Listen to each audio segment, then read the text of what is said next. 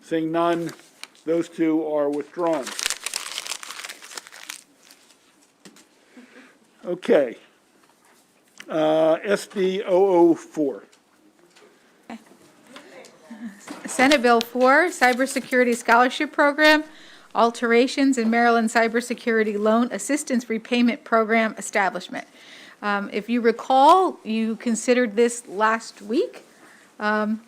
This bill creates the Maryland Cybersecurity Loan Assistance Repayment Program. The bill also expands the Cybersecurity Public Service Scholarship Program by 1, allowing part-time students to apply under specified conditions, 2, increasing the number of years an individual may hold an award, and 3, expanding the positions that fulfill the program's work and teaching obligations. The Maryland State Department of Education must provide information on the scholarship to certain high school students, and the bill also makes a technical change to clarify the conditions under which a student must repay the Maryland Higher Education Commission scholarship funds.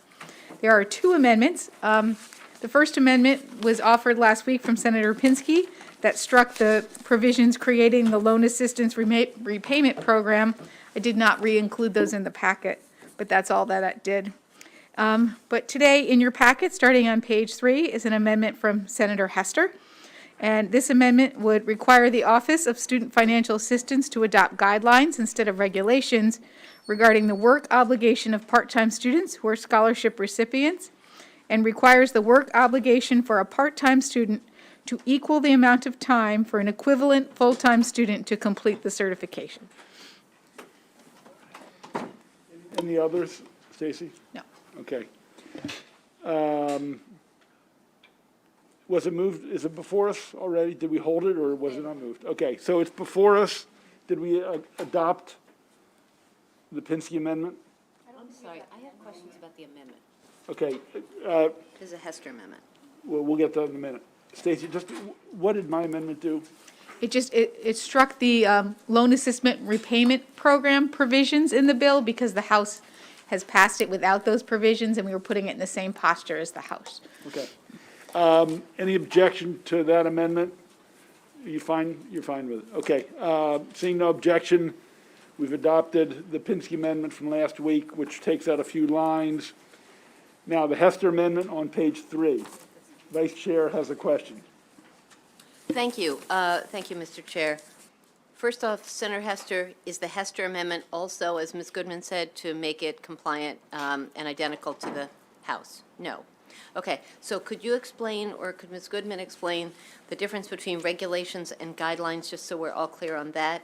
And then the language, I'm just sort of, I must be too tired. The work obligation for part-time students shall equal the amount of time needed for an equivalent full-time student to complete. Can you just put that in plain English so we understand what it is we're voting on in that amendment? Yes. I'm sorry, I'm eating. I'm eating. There, thank you. I thought you were pointing out she used an acronym. Okay, so you may recall that Senator Simon Ayer asked us, how long it would take to repay if you went part-time. So if you went part-time for 6 years, would you owe 6 years of service? And so the intent of this language is to clarify that they would only have to do, if they went full-time for 3, they would only owe their service to the state would just be the 3 years instead of the 6. Does that help? Sure, thanks.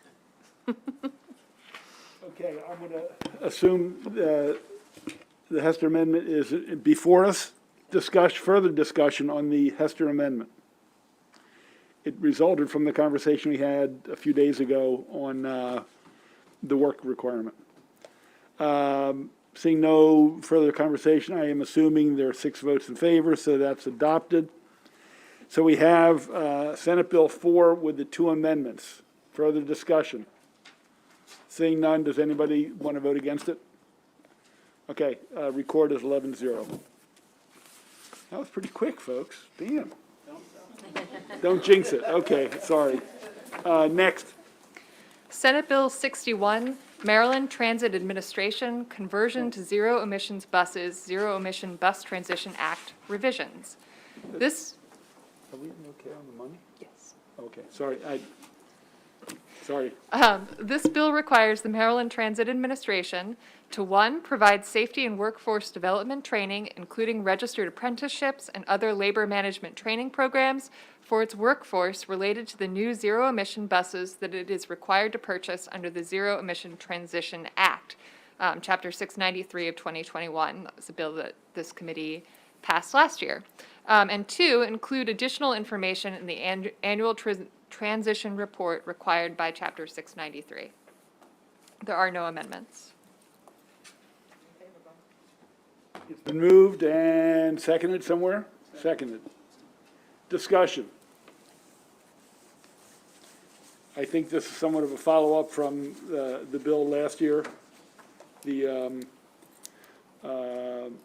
Corman-Zucker bill that we passed on the last day of session, which was originally in last year's climate bill. And this is loose ends and some more additional funds, which we've gotten approval for. Okay, anybody wish to be recorded in the negative? Okay, that'll be recorded as 11-0. Next. Senate Bill 152, Institutions of Higher Education, Transcripts, Prohibition on Punitive Measures Related to Student Debt. This bill prohibits an institution of higher education from refusing to provide a current or former student with a transcript or taking other punitive measures regarding a student's transcript request because the student owes a debt to the institution. A debt does not include the fee, if any, charged to a student for the actual cost of providing a transcript. However, an institution may not charge a higher transcript fee to a student who owes a debt. There is one amendment on page 4 in your packet, and the reprint is on page 6. This amendment from Senator Washington makes the bill's provisions applicable only to public institutions of higher education instead of all institutions of higher education. It requires the public institution of higher education to allow students with an unpaid balance of $1,000 or less on a student account to request and receive a transcript if the student enters into a payment plan within 90 days after submitting the request for a transcript. Okay, Move the amendment. well, we first got to move the bill. Okay. Moves the bill and a second on the bill, so the bill's in front of us. People remember this bill? Okay, The schools are holding up they were not giving the transcript when they go for a job as a tool or a transfer, or a grad school. to try to get their money back. Okay, It's a good bill. okay. Sponsor the amendment. Senator Washington. Of the amendment, I'm suggesting that we start with our public schools. Also, some of the more egregious problems I've heard have been from some of our public schools. This is also an amendment that our public schools support. But I think that the $1,000 is a balance that somebody is a reasonable amount that someone could owe and still be allowed to register. I think less than that, I don't think they should be excluded from that. And so I just wanted to put some dollar amount in there and to encourage them to get into a payment plan. So they don't have to pay the $1,000 or the $10,000 or whatever it is. They have to just get into a payment plan. And so that, I think that's responsible, a responsible, response there. Moving your amendment? And I'm moving my amendment. I'll second. Okay, But I have a question, too. I got a lot of questions, so I figured we'll have some debate on this. I'm going to work around the room, if you don't mind. Senator Carozza, Senator Ellis, Senator Kagan. Thank you, Mr. Chair. I just wanted to clarify that the Amendment 1 of Senator Washington's, is this where we go from generic all institutions to only public? Okay. I just wanted to clarify, make sure I was reading it correctly. Thank you.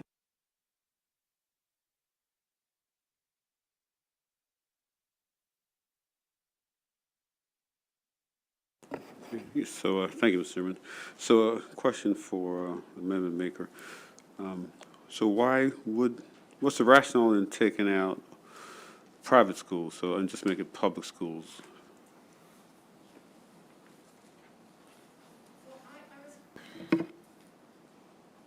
I was convinced and have had experience with the private schools of working with people. I haven't had the experience of them denying it.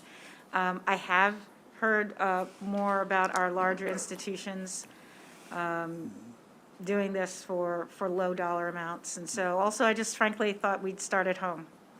These are our institutions, these are our state-funded institutions, and I thought that would be a good place to start. And it provides a mechanism. I mean, I do see it as a way of protecting our students. So all they have to do is enter into a payment plan, and then they can get their transcripts. Right now, they don't have any protection. Okay. So is say a student owes $40,000, can they go into a payment plan? They need a payment plan. And so as long as they sign that agreement for the payment plan, they can get their transcript? Yep. Okay. What if they default on that payment plan? Well, I guess that's another, another issue. But right now, I would assume that you don't, if you ask for another transcript, I would assume it's a violation, of your agreement. You agree to make payments, so. Yeah, so I've known folks, students in private schools who have this problem, because private schools are much more expensive than public schools, and so the debt is higher. And families can't pay for students to continue the private school, and they want to go from a private four-year institution to, say, a community college. And a lot of students have to start over because they just can't get the transcript, even though they might have some good grades, pass classes for 1 or 2 years. But I know I won't name any schools, but I know of schools who hold on to that transcript. And a lot of students have to start over if they want to continue with their education. So the problem is there in the private also.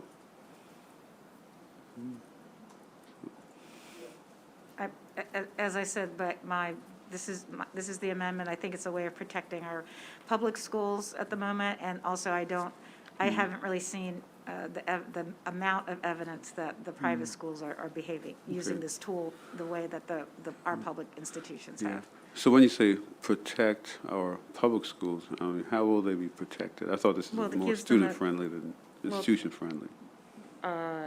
Well, right now, it gives them a way to receive their transcript. So if you owe less than $1,000, you get your transcript. If you owe more than $1,000, you have to enter into a payment plan. Right now, it's completely there's no prohibition, there's no requirement to give a transcript in any sort of situation. So I thought I heard you said it protects our public institutions. No, our student, it gives Oh, them a public, way to okay. get their Okay, transcripts. sorry I misheard you. To mask. Yeah, thanks. Thank you. I think Senator, I'm sorry. Senator Kagan. Thank you, Mr. Chair. My question, I have two things. One, for council, after line 23 in the amendment, the second line, should that 250 also be 1,000? Or was that left at 250 on purpose? Be 1,000.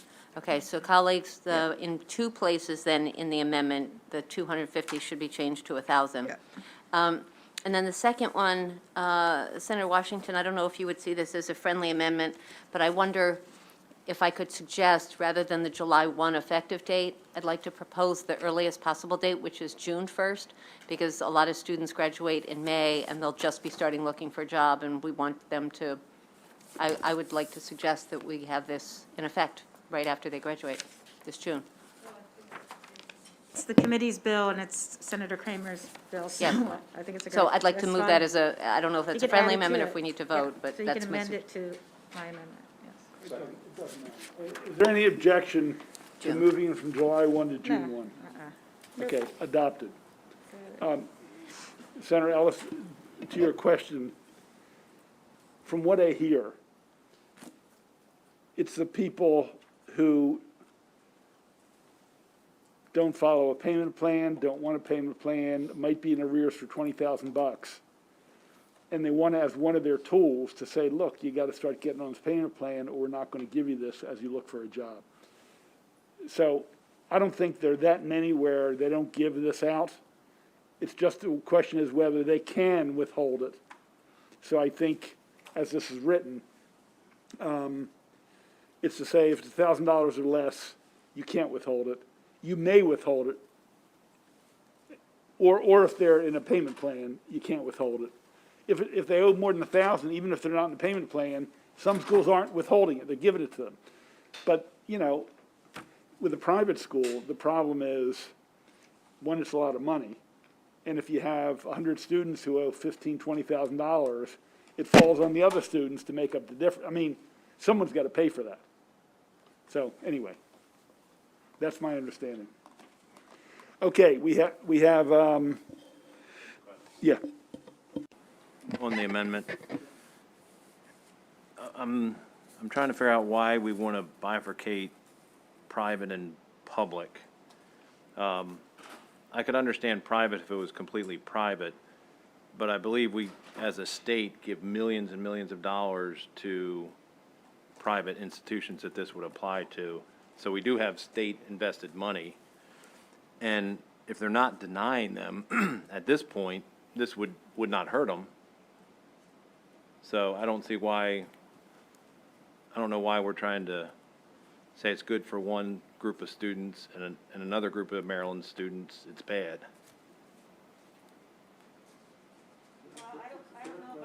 I'll just say, I don't know about the millions and millions. I think I don't know what the Selinger is in. I think it's only like 3 million, and that's aid, you know, for low-income students. So, you know, if there's some outstanding, if there's a deficit at these institutions, it's quite possible that, you know, all the other resources that they use to help students go to schools might decrease. So, yeah, just not clear to me what millions and millions you're talking about. But, you know, this is the amendment. I think we should start with the public schools, and see how it works, and, you know, maybe we look at the privates another time. Okay, I'm going to speak against it. I think Selinger's a lot more than 3 million. But they made a compelling case that we should protect our students, and I agree with it, and I support the bill. But then to say we're only going to protect our Maryland students with 100% public schools, but other schools that we give money, for some reason, they're less deserving of this protection, just doesn't make any sense to me, so I won't be supporting that. The amendment came from USM. I don't know why they would have chosen to leave out the nonprofits. They're not for-profit, they're nonprofit, private nonprofits. I don't know. I know they were opposing Who? it. MICUA. Yeah. Right, but this amendment came, well, it came from USM. It didn't come from them. Yeah. So, further discussion on this amendment, basically. That's what you were speaking to. Further discussion? Okay, all in favor of the Washington Amendment, signify by saying aye. Aye. Opposed, nay? Okay, I think it passes with some number to 2. On the bill. And I assume we rolled your amendment into Washington Amendment, or your 2 amendments. 2 amendments, and Senator Washington took them. I think they're both small. So we They're included. made sure 1,000 was consistent in 2 places, and we June 1. brought the date earlier.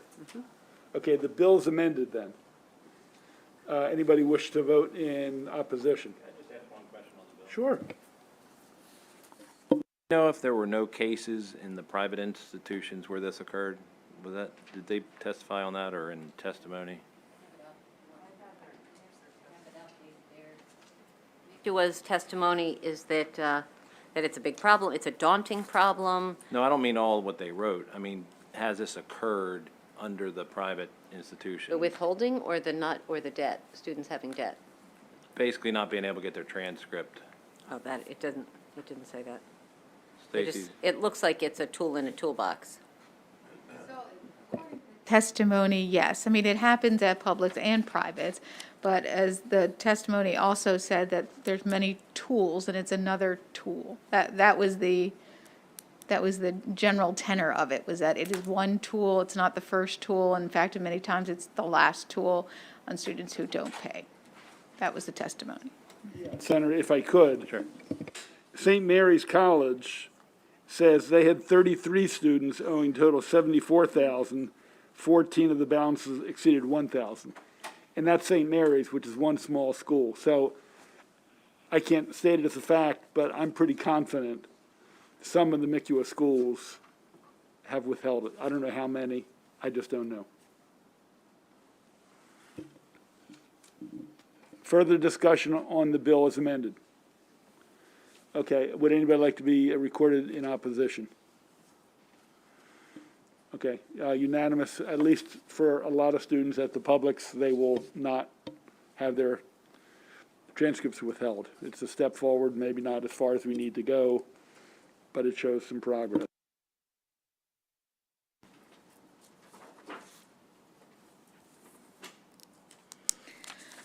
Senate Bill 158, sorry. State Board of Elections, Contracts and Invoices Requirements. This emergency bill requires the counties to pay 50% of the cost of election-related goods and services that are mandated by the State Board of Elections, and all the costs of any election-related goods and services not mandated by the State Board of Elections. Those requirements replace existing provisions under Chapter 564 of 2001 that require the counties to pay 50% of the state's voting system costs. The bill also establishes requirements relating to the review and approval of elections contracts and the cost-effective use of federal, state, and county resources in administering elections. There is one amendment from the sponsor, starting on page 8 of your packet. The reprint is on page 10. This amendment strikes the bill and then simply codifies the existing cost-sharing requirements between the state and counties for payment of the uniform statewide voting systems as enacted by Section 5 of Chapter 564 of 2001.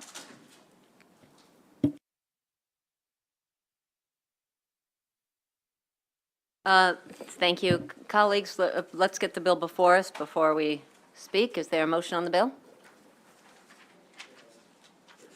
Senator Ellis, second. Senator Washington. So colleagues, this is, as Stacy said, what we're doing with this is simply codifying language that's been around for over 20 years that guarantees and protects our counties on a 50-50 split on election expenditures. Currently, that is not totally guaranteed, and there have been some surprises in the past, as in the 2020 general election. So this simply puts that into law. All relevant parties are copacetic with this version as amended.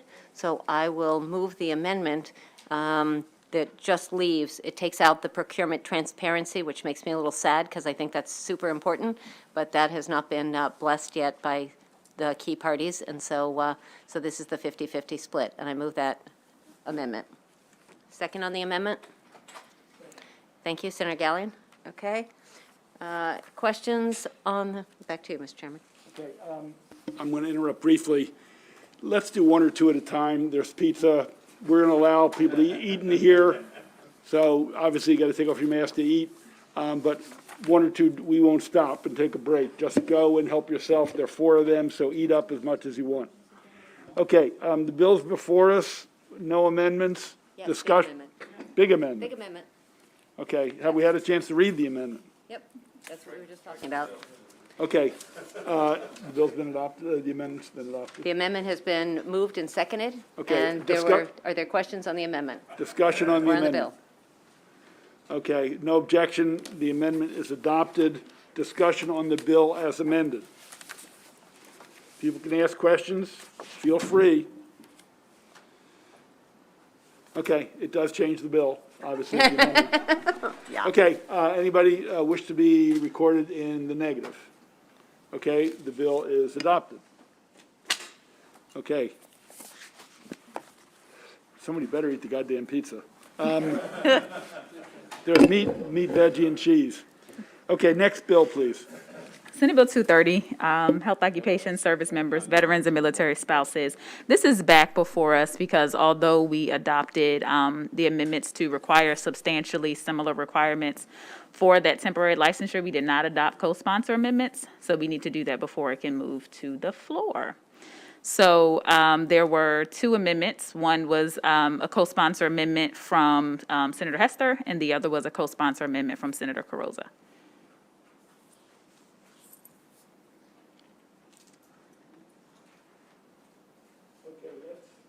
Refresh our memory, this is trying to deal with the So this is the expedited temporary temporary licenses. license, yep, for each health occupation board. There were some questions before.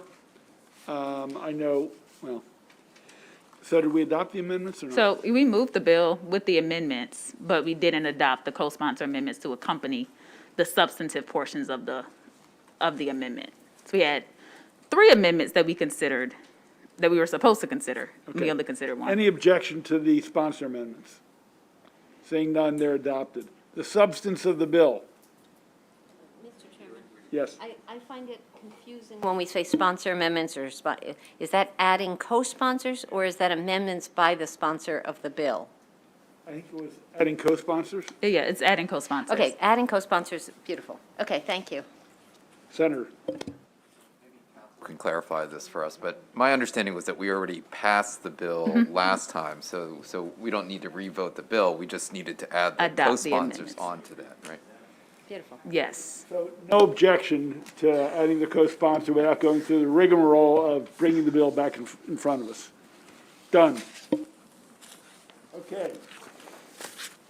Next, please. Senate Bill 269, Open Meetings Act, Application and Enhanced Requirements, Maryland State Agency Transparency Act of 2022. So this bill subjects several regional entities to the Open Meetings Act by repealing their exemption, specifically under the Open Meetings Act. It adds several regional entities to the list of public bodies under the Open Meetings Act, including Canal Place Preservation and Development Authority, Maryland Automobile Insurance Fund, Environmental Service, Maryland Food Center Authority, et cetera. And it transfers all of these entities to the Open Meetings Act provisions within the Maryland Code. The bill requires these aforementioned entities, in addition to pre-existing entities that are already subject to the Open Meetings Act, including the Public Service Commission, the Maryland Stadium Authority, the 911 Board, the Maryland Transportation Authority, to do the following. So the entities have to place documents, testimony, and minutes from previous meetings, and any other items that will be considered at that meeting online 48 hours in advance. Have to post minutes no later than 2 days after the minutes are approved. They have to live stream the meeting and keep it retained online for up to 1 year. Have to require the agendas to indicate whether the meeting will be closed and the exact time it will be closed, and to include the minutes from the prior meeting in that agenda. And it also requires that the meeting minutes be posted online for at least 5 years. So there are sponsor amendments that are included in your packet. They are, the reprint is included in the packet, and so I scratched out the House version and wrote in SB 269 because the intent is for the House and the Senate to be conformed. So what the sponsor amendments do, they repeal the existing exemption of the Maryland Technology Development Corporation from the Open Meetings Act, and so it places Maryland Technology Development under the purview of the Open Meetings Act now. Except for site visits or educational field tours. It exempts site visits and educational field tours within the Maryland Stadium Authority, Maryland Clean Energy Center, Maryland Economic Development Corporation, Technology Development Corporation, the Bainbridge Development Corporation, State Board of Elections, the Maryland 911 Board, the Public Service Commission, and the Maryland Transportation Authority from the Open Meetings Act if organizational business is not conducted. Removes the Maryland Automobile Insurance Fund from the list of public bodies. It alters the agenda materials that are required to be posted 48 hours in advance. So instead of all of the documentation being posted, a summary is sufficient out of the amendments. And instead of the exact time that the board is expected to close the meeting instead of placing that on the agenda, the expected time is fine. It also declares that the intent of the General Assembly is to ensure that the publication of documents and materials that are required to be posted 48 hours in advance do not limit the discussion at the meeting.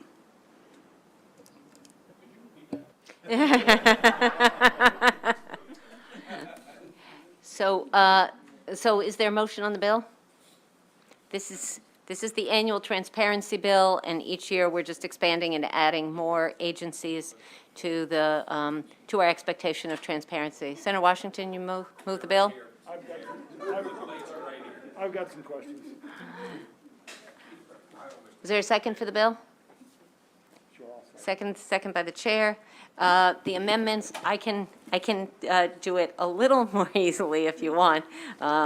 Sometimes when our councils are too smart, I can do it in plain English if you like. We should probably get the amendment in front of us, though, officially. So I'll move my amendment. Is there a second on my motion? Thank you, Senator Lamb. Okay, so the Maryland Automobile Insurance Fund made the case that they're the only agency that gets no state funding. And so the idea that they would be covered by this, they made the case that A, they already have an oversight agency over them, looking over their stuff, that they function as sort of a private insurance company, and that transparency would not help them do business, and that they don't take a dime in state money. So Delegate Corman and I thought it was okay to remove MAFE. That's one thing. A second thing, there were some thought that sometimes some of these agencies do site visits and they don't want to schlep video equipment and have to worry about Wi-Fi. And we thought for an infrequent site visit that not live streaming was reasonable. There was an oversight that we didn't include TEDCO, the Technology Development Corporation, so it adds them back. And then the Maryland Environmental Service just needed a slight tweak in order to make that most accessible and stuff to them. But other than that, it's in the bill, so the reprint in the bill starts in the packet on page 10. When you were referencing those different organizations. So MAFE, which is, which one are you asking about, Senator Croza? Well, I was just trying to follow, I was trying to follow along when you were, there were 3 different organizations that were making some tweaks on. I was just trying to find them in the reprint. Yep.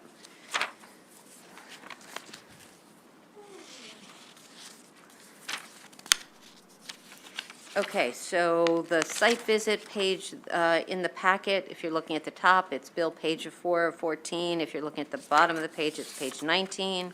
It reoccurs about 4 or 5 times. Thank you. So, but I'm just showing her there that that's the site visit. So that's if you're doing a site visit, you probably don't need to have video equipment and worry about Wi-Fi, and we thought that was okay. And then, so you'll see that's under each of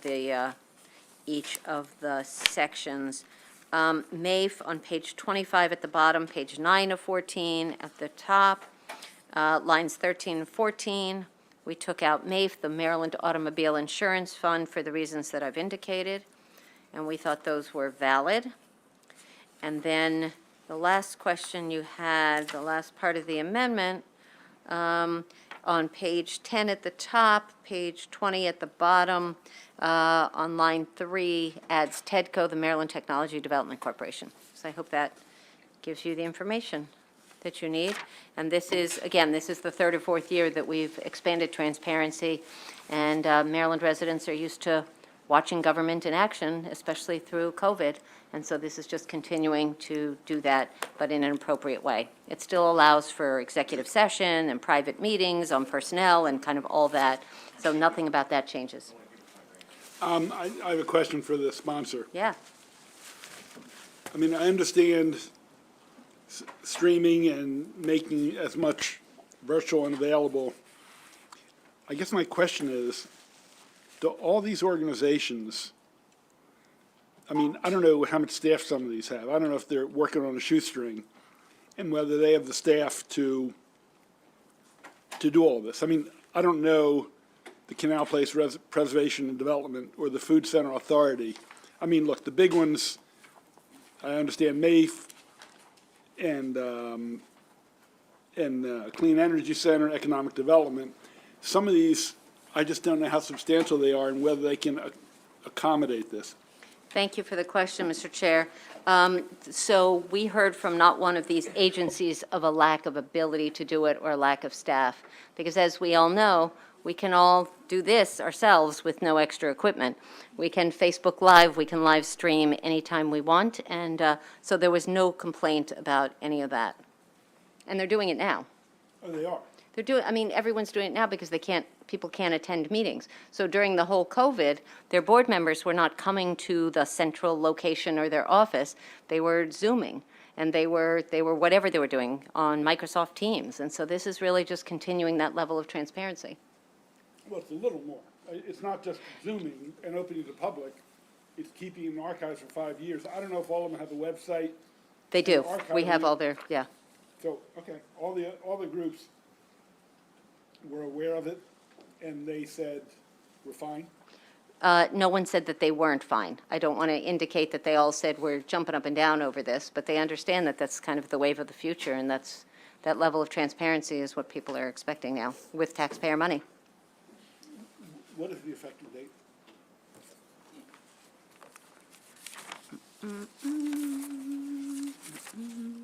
October 1. So they're already doing it, it's just make sure that they continue doing it. But we don't know if they start archiving and things like that. They would start prospectively this fall. And again, archiving it is once they put it on their website, they just leave it there. I mean, so archiving isn't hard. It's not Well, extra I steps. don't mean just archiving. I thought there were some other requirements as well. They have to post the meeting minutes within 2 business days after they approve the minutes, which again is, like, no one has objected to doing that, and the compliance level of those, the agencies and boards that we've already covered is great. Okay. Other questions on the Bill's amendment?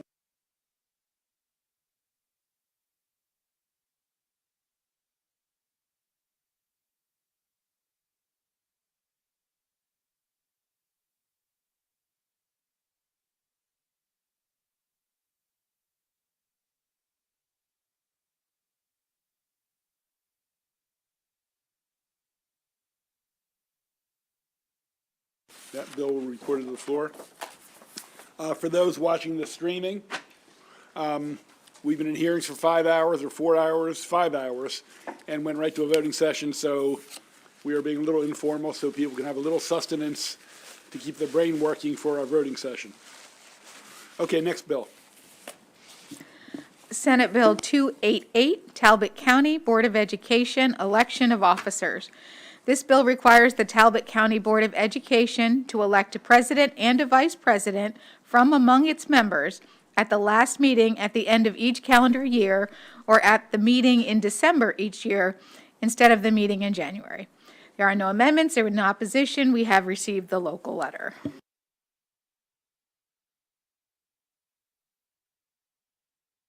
Anybody wish to be recorded in the negative? Seeing none, bill will go to the floor. Thank you. Next. Senate Bill 299, Education, Public and Non-Public Schools Seizure Action Plans, Brinley's Act. As you recall, we discussed this, you discussed this last week.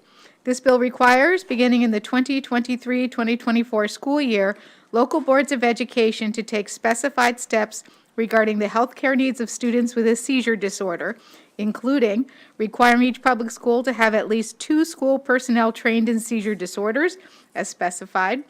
Each public school must provide specified staff training every 2 years. Their parent or guardian of a student diagnosed with a seizure disorder must collaborate with school personnel to create a seizure action plan and provide medication and authorization as specified. A non-public school may require trained personnel. There are 2 amendments, one from Senator Young and Senator Pinsky. I did not include the Senator Young one. The committee was discussing Senator Pinsky's amendment last week. Senator Hester would also like to co-sponsor this legislation. Just as a reminder, Senator Pinsky's amendment, which you can find on page 32 of your packet, requires 2 school personnel to complete a paid professional development training regarding seizure symptom recognition and management. It strikes provisions requiring the school nurse to approve certain school personnel to receive certain seizure training. Requires the school nurse, a certified nursing assistant, or certified medication technician to be one of the 2 school personnel to receive the seizure training, and it authorizes certain other individuals to be one of those 2 school personnel to receive the in-depth seizure training. Further, it requires an individual who received the in-depth seizure training to present an abridged version of this training to specified school personnel every 2 years.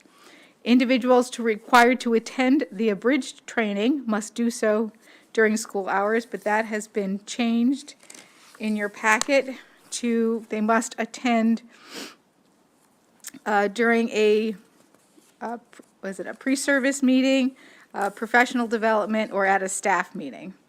Further, language has been included about providing training to bus drivers and school bus aides, and it modifies the non-public school authorization to make it consistent with the changes to the public school requirements.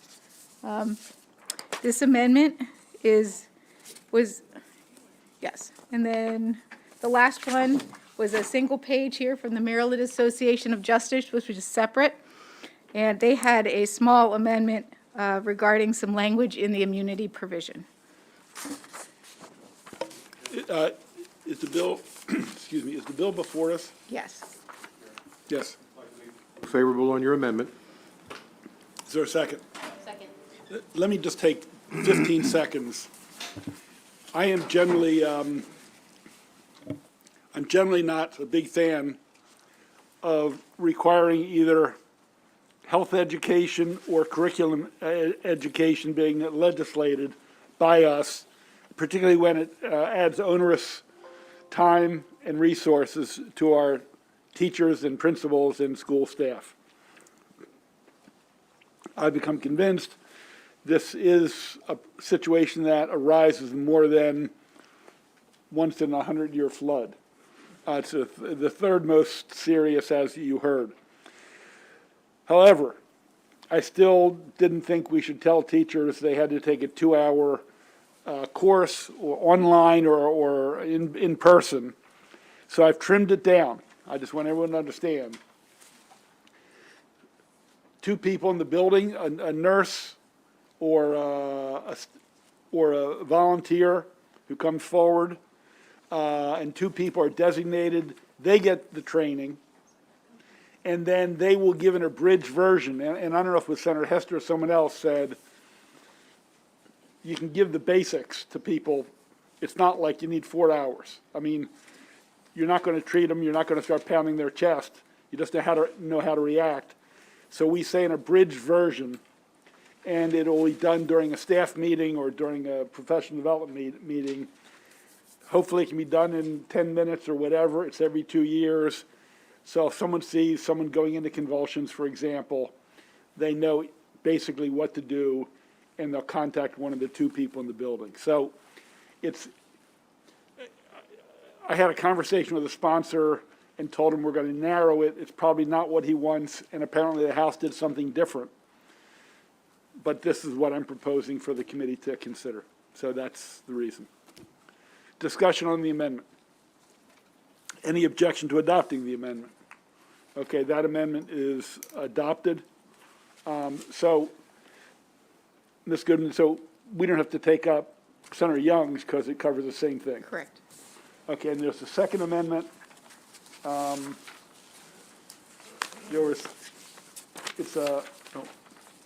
It's a freestanding amendment.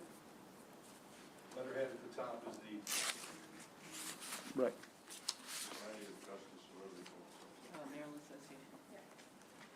It's a very minor difference from what's in there. I don't see a problem with it. It doesn't change anything significantly. Is that? So I would move that.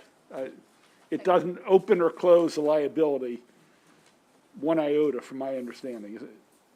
So it's a different phraseology. So I would move this amendment. Second discussion. Seeing none, it's adopted. The bill as amended is before us. Discussion. Yeah. If I'm not on it already, if I could co-sponsor, I've got a constituent who's really appreciate this one.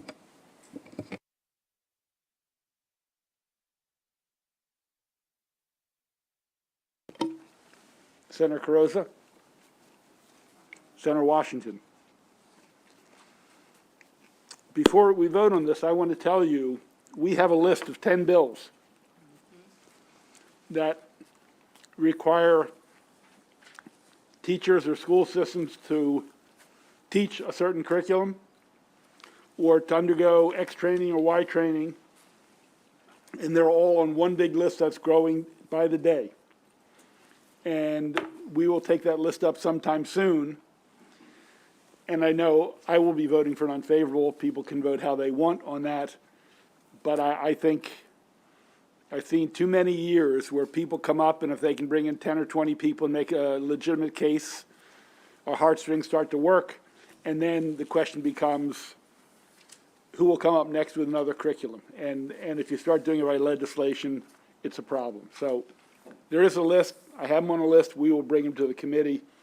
I think this was a little bit different, and I just made a judgment. So people obviously are free, as they always are, to vote for it or against it.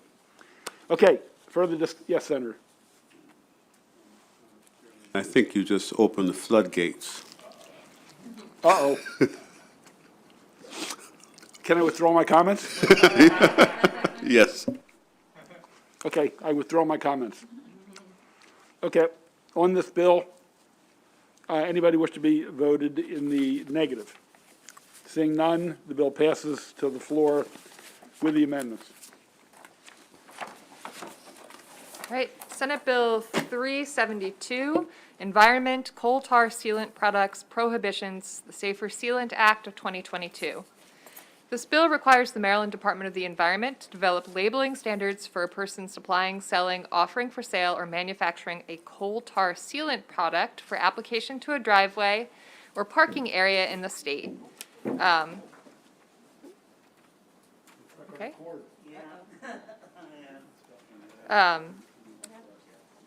Just trip. It wasn't me. Beginning October 1st, 2023, the bill restricts the use and sale of certain coal tar sealant products and requires the labeling standards to be used as specified. I just passed around amendments. These are substitutes for the amendments that were discussed last week, and that also they're substituting for the amendments that were in pages 40 through 41 of the voting packet. Pretty similar. Generally, what these amendments do is they strike the provisions requiring labeling. Also makes it clear that airports, federal facilities, and military facilities are exempt from the ban. Alters the penalties for violation to be a civil penalty up to $2,500 for each violation, and an administrative penalty up to $2,500 for each violation, but not exceeding $100,000 total. And then changes the bill to be a ban on all high PAH sealants. The difference between the amendment here and the amendment from last week is last week would have defined all high PAH as anything with 0.1% or higher by volume of PAH. This says 1%, which is the standard that's currently being used in Howard County. Okay, so is the bill before us? It is before us. It hasn't been moved yet. Do we move it? Okay. These are the amendments. The amendment is new. Yes. I don't know if we have to withdraw amendments or not. But we'll say these are substitute amendments. It's been moved and seconded. Discussion on the amendments. It's my understanding it'll stop all high pH coal tars. We're all coal tar. Oh, pretty basically all. It'll basically remove all coal tar. It will allow LP, whatever it stands for, Liquid petroleum. liquid petroleum, of 1% or lower, which is the standard Howard County adopted 4 other counties have already banned coal tar. It'll allow asphalt to continue. So I think that's what's before us. So discussion on the substitute amendment. Saying none, any objection to the amendment? Sure. So is this also like for driveway when they put the sealant on? Yeah. So are they using the products you're talking about now, and that they're gonna ban the current products they're using? Because I know I believe there was a testimony. This would, I mean, obviously, if you have it on your driveway now, they're not going to ask that you remove it. But it will ban sale and use prospectively if and when the bill goes into effect. Right, but my question is, people, I call somebody to come do my driveway. Without this bill, would they be putting on material that this bill would be banning? It depends on who you hire and what products, you know, they either ask you that you want or which ones they use. But there are, right now, as April so well described, there are 3 levels of categories in terms of toxicity. And so depends on which ones they choose today. They will be more limited to less harmful ones in the future if this bill becomes law.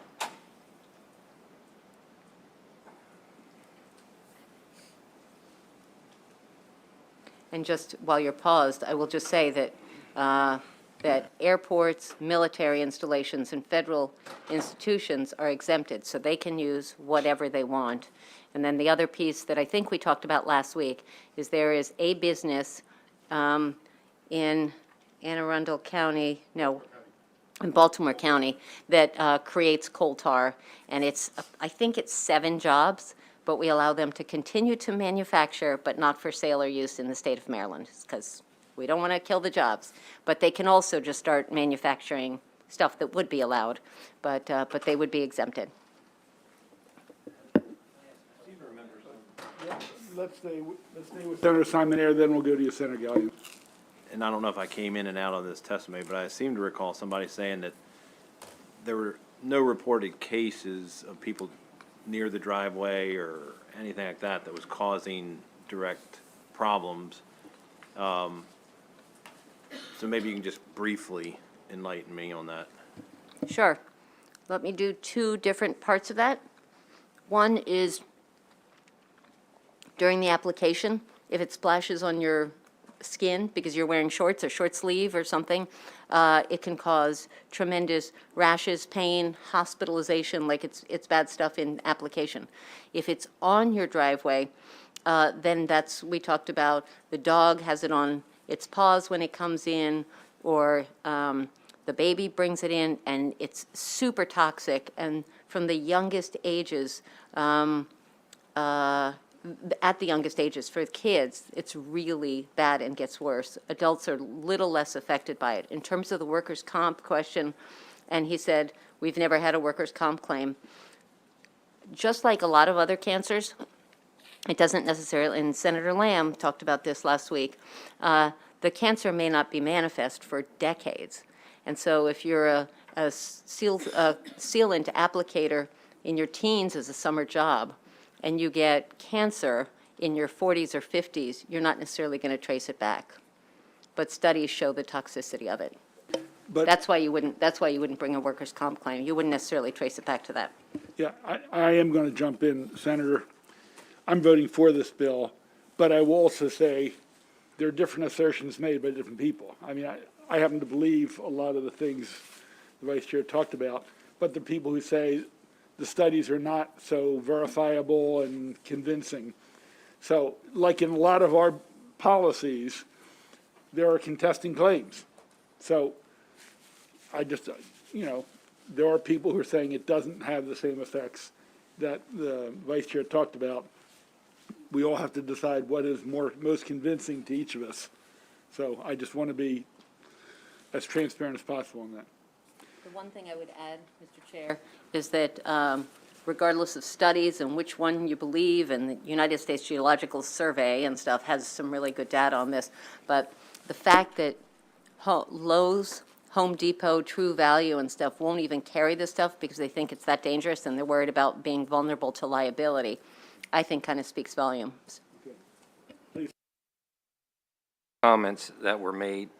You said that the one company would still be allowed to manufacture it, and that'll save jobs, but if they don't have anybody to sell the products to, the jobs are going to go away. I don't see how they would, unless they're selling to airports or something that's exempted, but I would imagine most of their business is from, companies that are doing the driveways. It would be my thought. And then the other thing was talked about, you don't want to get the stuff on you when you're applying it. That's the case with a lot of things. For instance, herbicides, stuff like that when you're, in the agricultural industry. So that's why, you have applicators, professional applicators that know what they're doing to do it. And a couple of the companies that testified have been doing it for years and years, and they haven't had the workers' comp claims. So to me, that would include from, getting the stuff on you during application. So that means they know what they're doing during application. So of course, you don't want anybody rolling around this stuff for however many hours afterwards, but that's part of personal responsibility, and I don't think that we can always legislate that. People have to take that themselves. Heard those as questions if you want, or not, I can wait. Let me come back to you. I think everyone knows what, It's fine. I do have answers to the questions if you want. let's get them all out. There might Perfect. be more. That's fine. Carosa? So we had an earlier discussion about 20 or so people coming in and presenting something with passion and maybe stirring our heartstrings a little bit. And then we based a decision, though, there could be health issues, and I was very comfortable supporting Senator Young's bill. As I recall, and I know we've been going through this. This is, I think, the third or fourth year with this bill. This started with at least three. I'm showing 2021. This is our third year. It came to the Senate last year, and it was on the Senate floor on sine die. It hasn't come to the Senate before last year. Okay. Anyway, keep going, Well, sorry, yeah, I'm please. showing that I'm showing that it passed the House Yeah, in passed the House. 21, and in 2020, Okay. it was also introduced. It's at least this is the third session it's been introduced in the Maryland General Assembly. And as I recall, we had some very, we had some students come in who were very passionate in their presentations, and I think we all commended them for those presentations and had taken this on as a project. But I think we also, when we're going through the testimony, we're now looking at passing a bill here that could become law, that's going to become law if it goes forward, that no regulatory agency, including the United States Environmental Protection Agency, the Maryland Department of the Environment, or the Occupational Safety and Health Administration, have taken steps to ban the use of refined tar sealants. So it just seems that we always talk about basing it on, the information, the data, the research, and I think it's significant that this committee, none of us around this horseshoe are experts in this material, but we're making a policy here when these other regulatory agencies have not taken any steps to ban this. So I believe, I don't understand what we're basing our actions on to move this bill at this time. Senator Riley? Thank you very much, Mr. Chairman. One of the things that, I don't know, I guess sometimes it frustrates me is we like our words, we like our descriptions, and the Vice Chair used some very strong adjectives about this product. It's been around Maryland since about 1950.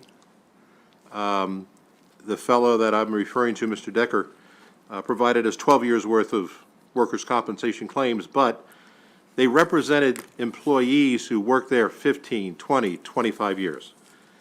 And again, if somehow that toxic exposure was so bad, certainly one of his long-term employees would come up with a sickness. And number two, I really respect Senator Lamb and his medical background.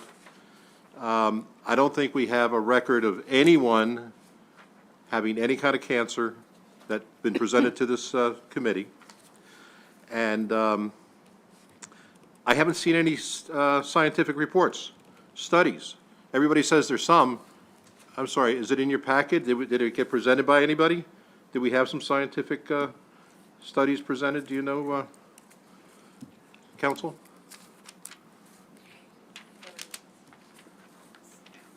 I have looked for them and they do exist, but they were not, and they are referenced in some of the materials in the packet. Yeah, well, I'm sorry, but we just don't have anything in front of us to examine, to analyze, and I think it's a reach, and I'm going to be voting against the bill. Thank you very much.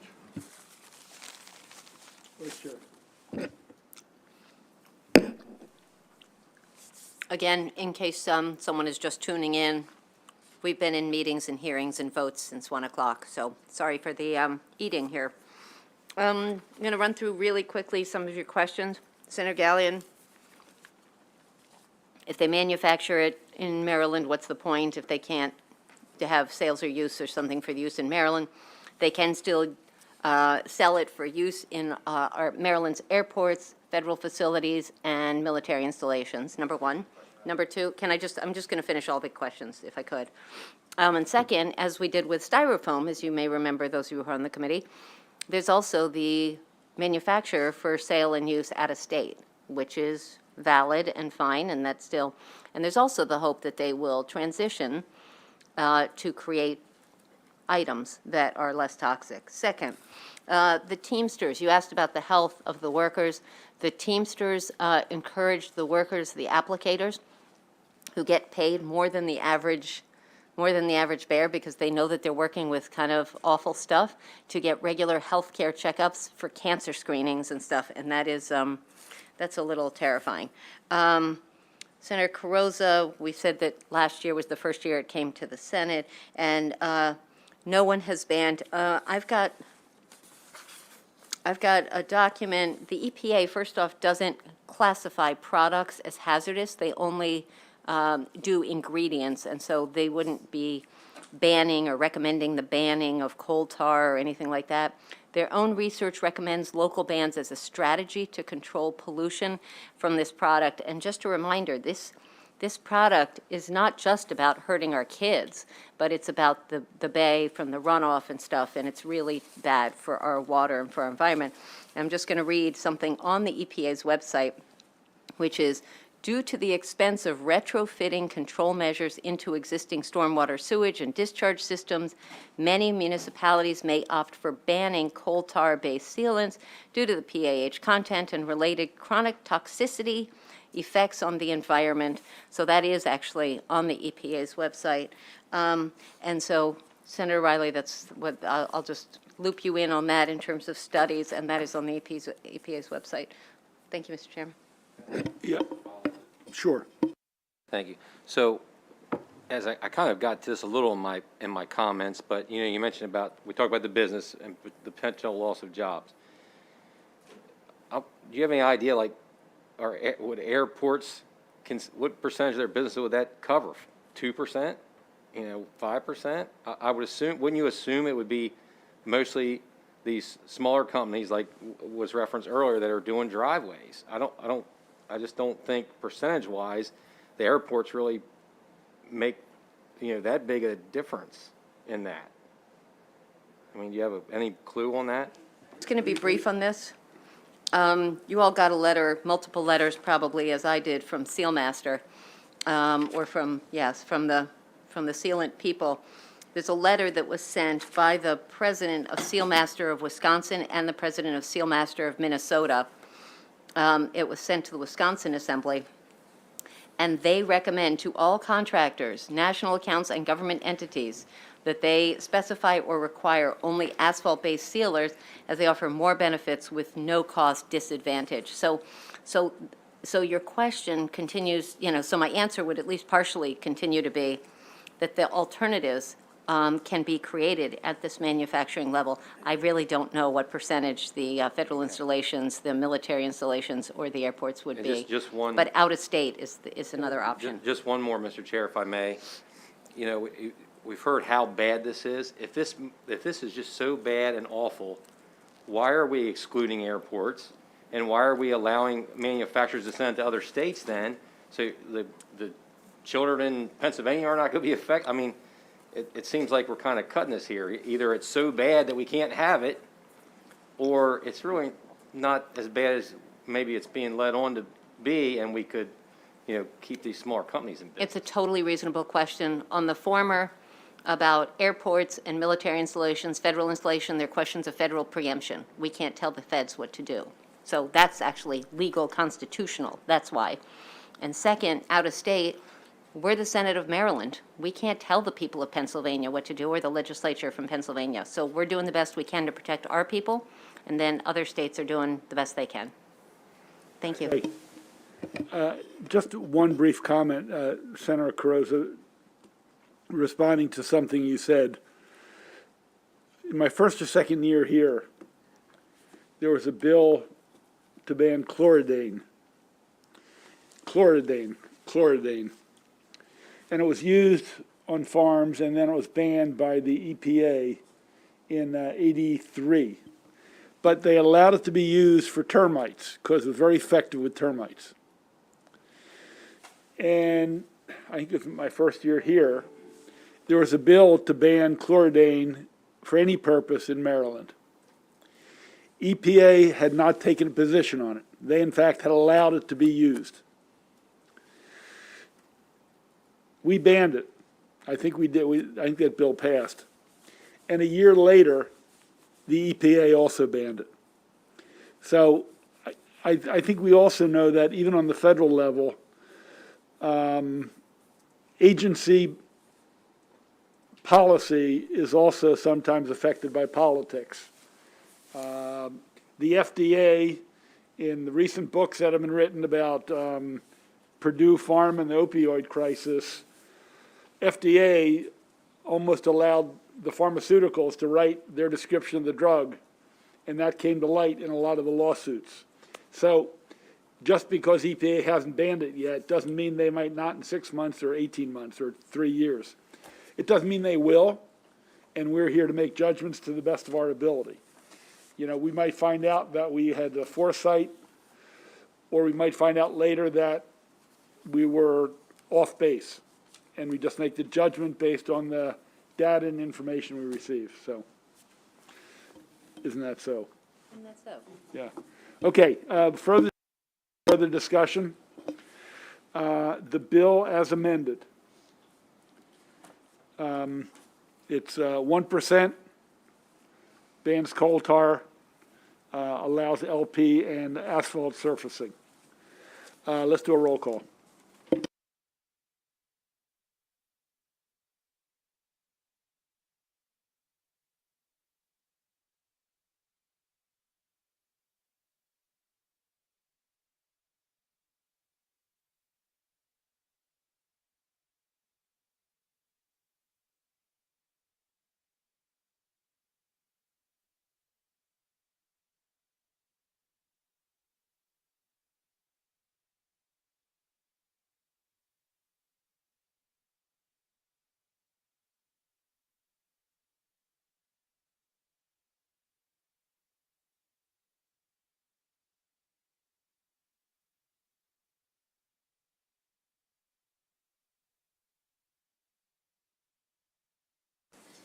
Senate Bill 373, Public Information Act required denial of sociological information in distribution lists. This emergency bill allows inspection of a notice or of a list of recipients who receive notice from the state for eminent domain and eminent domain-related entry, so long as the applicants fill out an application and make an oath that the document is not to be used for commercial solicitation. And it also excludes these documents for the definition of a distribution list and from the definition of sociological information for purposes of mandatory denial and to remove it from mandatory denial provisions. There aren't any amendments.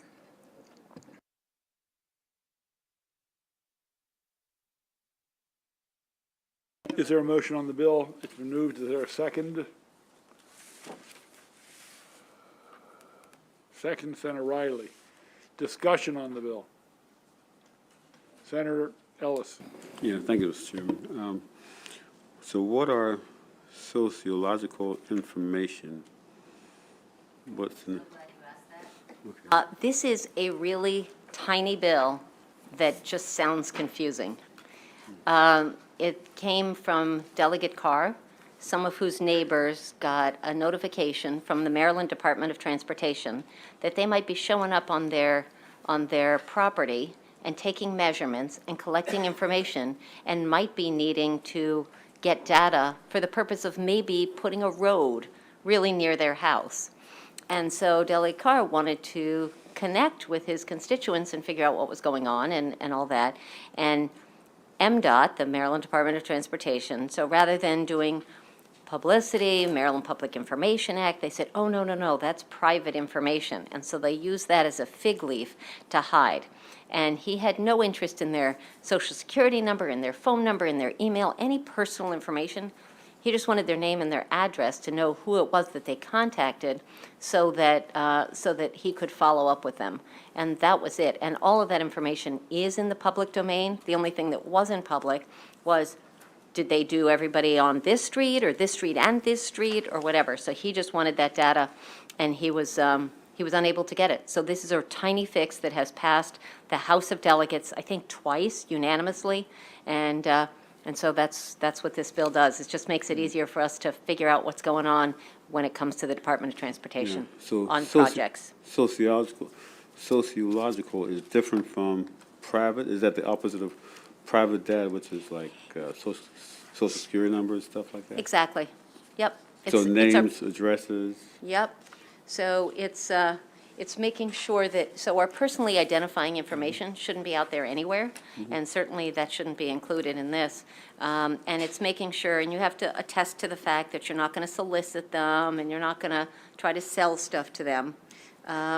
But the sociological information that will be redacted, the only thing on the list will be the names, not their email, not their phone number. That will all be redacted. And so the MPIA, the Maryland Public Information Act, as currently drafted, allowed the Department of Transportation to shut down a public record request. And so he was trying to, MDOT used to share stuff with everybody, and now they decided on this project, which was pretty unpopular, they decided to hide under the umbrella of the Public Information Act. So this just says you have access to it. So this bill would say, in your example, MDOT would have to give Bless name, you. addresses That's as it. requested. Yep. Okay. It passed the House last week, 131 to 0. The question was about the content, not about the vote. Yeah, sorry. sorry? No, that's fair. That's I fair. didn't hear you, Mr. No.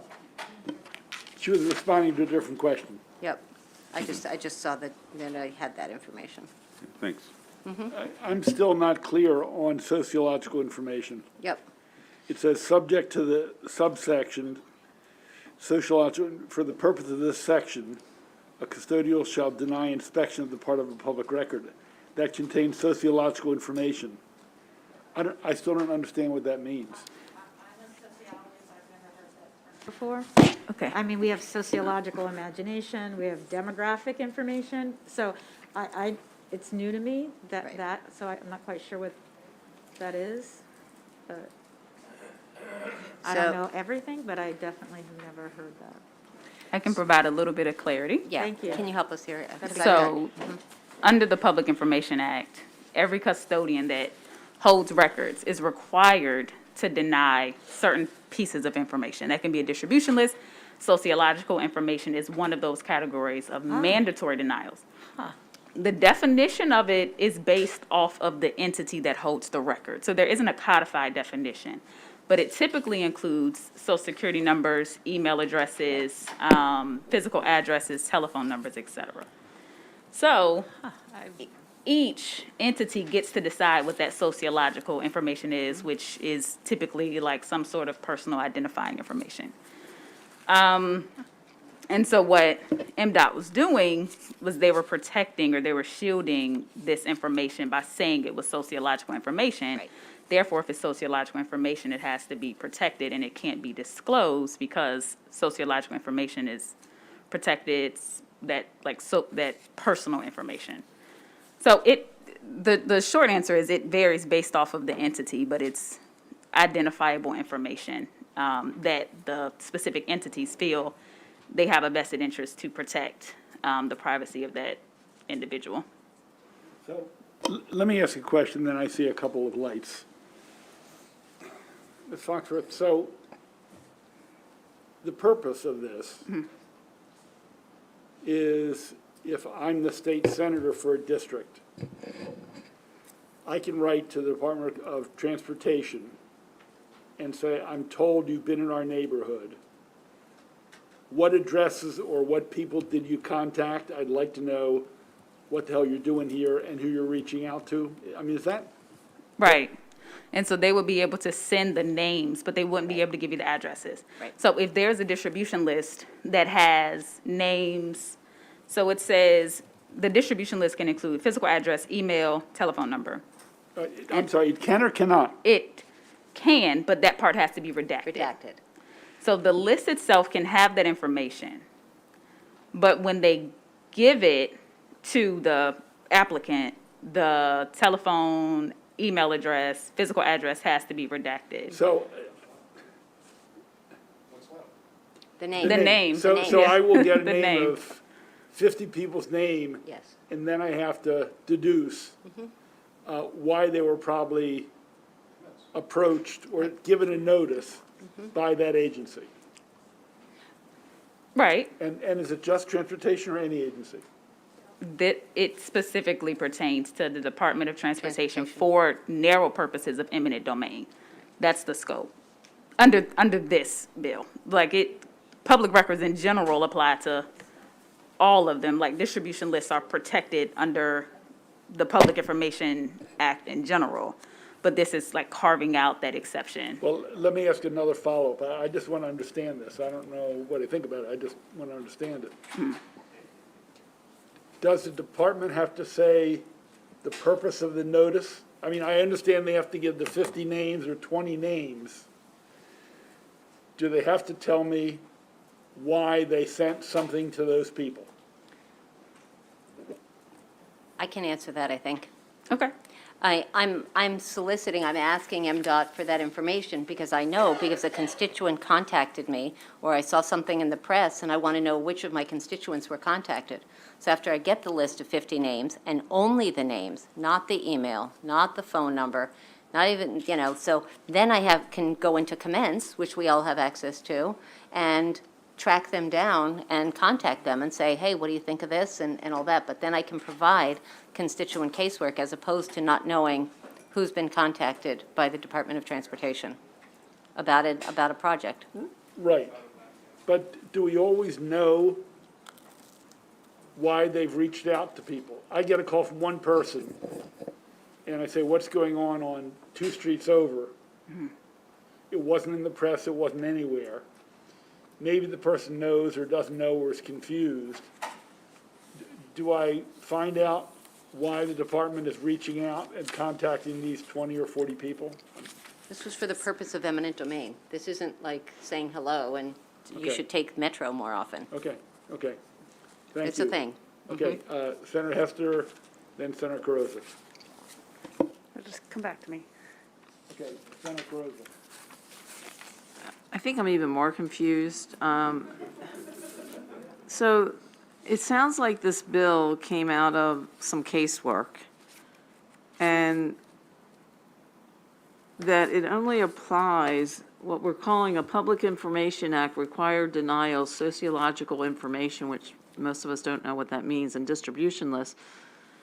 It only applies to the state I'm looking now, because there's no reference in the purpose of who it applies to until you turn, I guess, until page 4, where it says the State Highway Administration, the Maryland Transit Administration, consultants of the State Highway Administration. So does this mean now that we're removing the rights of some of these citizens that should be protected? And in other words, we're applying this to one department, which it sounds like it was casework driven, and that people may have their names released with, it sounds like we're not protecting those people whose names are being released. There's a real disconnect on this bill. So let me try and see if I can do this better. So the Department of Transportation, when we have our Maryland Public Information Act, they decided that what a personal record is includes sociological information, in quotations. What they say that includes is a social security number, a personal address, a personal phone number, a personal email address, your birth date, and your driver's license number. We wouldn't want to have anyone get access to any of that for our constituents. So what they said, so when a legislator said, hey, what's going on? What are you doing in my district? They're saying, ooh, we can't give you any information at all because personal information includes a social security number, a driver's license number, their email, their phone number, all of that stuff, their birth date. And so this bill just says, strip all that out, redact all that, just give us the names. Protect the social security number, protect the driver's license number, protect the email and the phone number. We just want the names of my constituents that you're trying to contact So we're about a saying, project. so for, again, I go back to casework. So we're saying that any member of the Maryland General Assembly can make a request just of one agency, MDOT, say, I'm aware that you're doing some work in this area, and therefore I am requesting the names of everyone you've contacted about this project? That you're, no, that whose property you're going on to, not contacting. Does it say This that? isn't- Does that say that in here? Let me find, Alexis, if you can find it quicker. We look down on page 3, so 3, line 1. So it says, civil engineers, land surveyors, real estate appraisers, their assistants acting on behalf of the state. So then it goes to subsection 1 that says, enter on any private land to make surveys, run lines or levels. All of this studying is for the purpose of eminent domain, to do some sort of construction via eminent domain.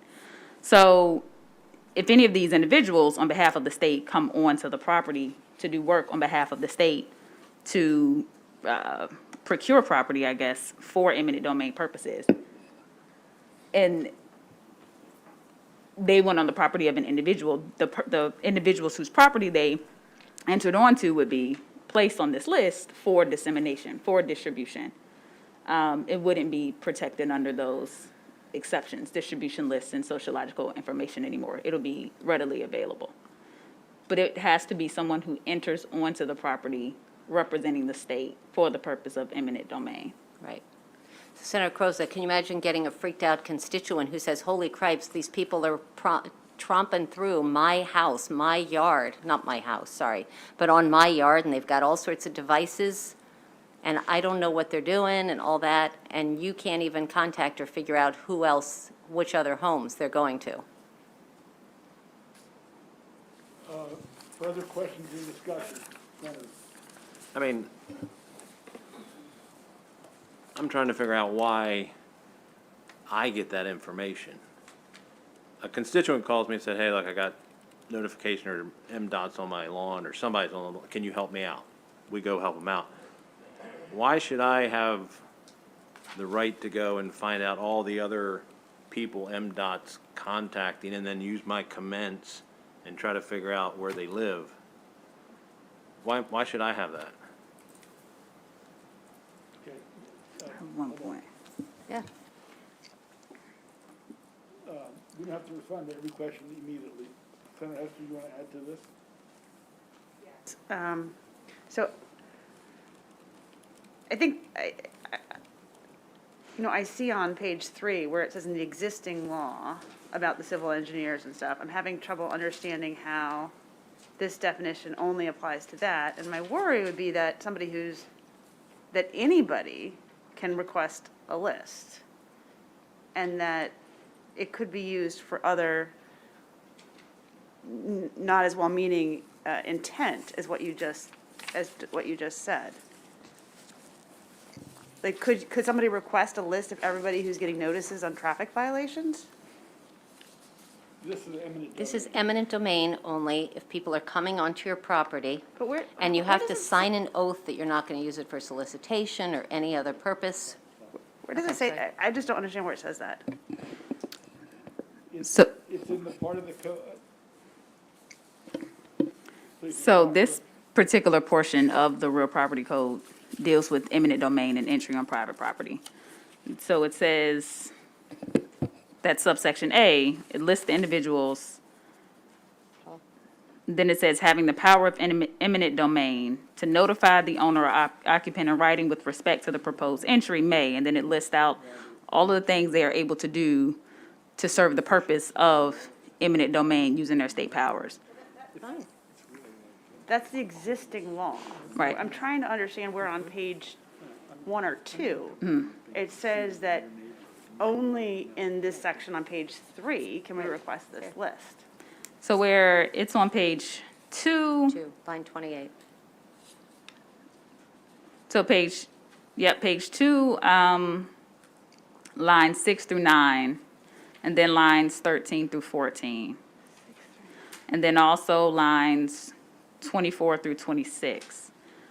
So what's happening is they're narrowing the definition of sociological information, carving out notice given under that section of law that's already codified.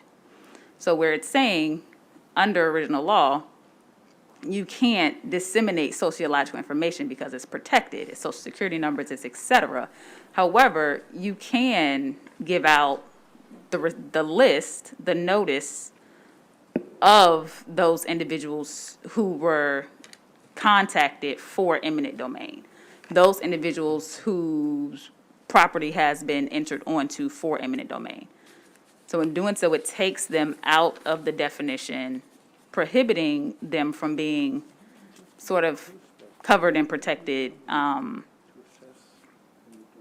the mandatory denial of that information.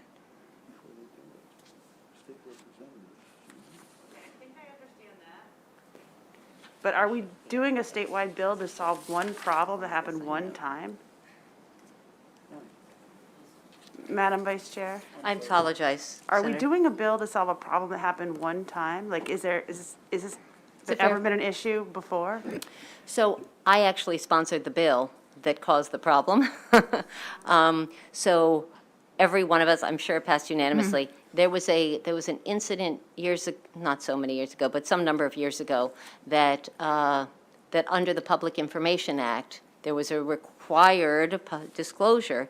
And so like tens of thousands of people's personal emails had to be disclosed based on the Public Information Act. So we narrowed it and said, you have to have a damn good reason, and it should be, that information should be private. So the Department of Transportation, rather than understanding the letter and the spirit of that law, said, well, we're not going to show you anything then when it suits us. And so when it comes down to eminent domain, we don't want problems because we want to move forward with this project. And so we're going to, under this cloak of secrecy, under this cloak of, you didn't want us to tell stuff, we're not even going to bother sharing anything with you. This bill just says, redact all the personal identifying information. I agree with you. Sociological information is confusing. That's not the phrase we always hear. Normally we hear PII, personally identifying information. We shouldn't have access, nor would we want access to all of that personal information. But we should know when our constituents are having MDOT on their property for a project, for possibly seizing part of their land. Chairman, quick question. You said a list of people who were contacted. does MDOT actually have to contact them? So, under the statute, let me take a look at it one more time. So, before they come on, I'm almost sure that they have to contact them first. Or attempt Let to me- contact them? So the statute says land surveyors, real estate appraisers acting on behalf of the state to notify the owner or occupant in writing. So before they enter onto the property, they do have to notify them in writing. Exactly. So they Thank- like send a postcard. Yeah, thank you very much for that Or letter. thank you very much for that clarification. Now, why is this important? And anyone can put in a Public Information Act Right. request. So one of our neighborhoods is targeted for an interchange expansion, and an activist neighbor wants the list so he can rally his neighbors to fight the project. Or a real estate agent finds it's going to happen, gathers the names to buy the houses and then hold the state hostage. I mean, there's a lot of questionable action that can take, but at the same time, in the name of public information and transparency, I think it makes sense. So there could be a number of reasons that somebody wants the list beside legislators. Thank you, Mr. Chair. Folks, I think we're going to hold the bill. I think there may be value in it. It might need some work. We spent a fair amount of time on it. I'd like to get through the list. That's not saying it's hold forever. I just think we want to reflect on this. I have mixed feelings. I think there might be another way to get to the same solution in a simpler way. So that's a hold. Next bill. Senate Bill 379, Caroline County, Charles County, and Prince George's County Boards of Education, removal of member. This bill repeals the requirement that the governor must approve any decision by the Maryland State Board of Education to remove a member of a local Board of Education in Caroline, Charles, or Prince George's counties. There are no amendments, no opposition, and all have received a local letter.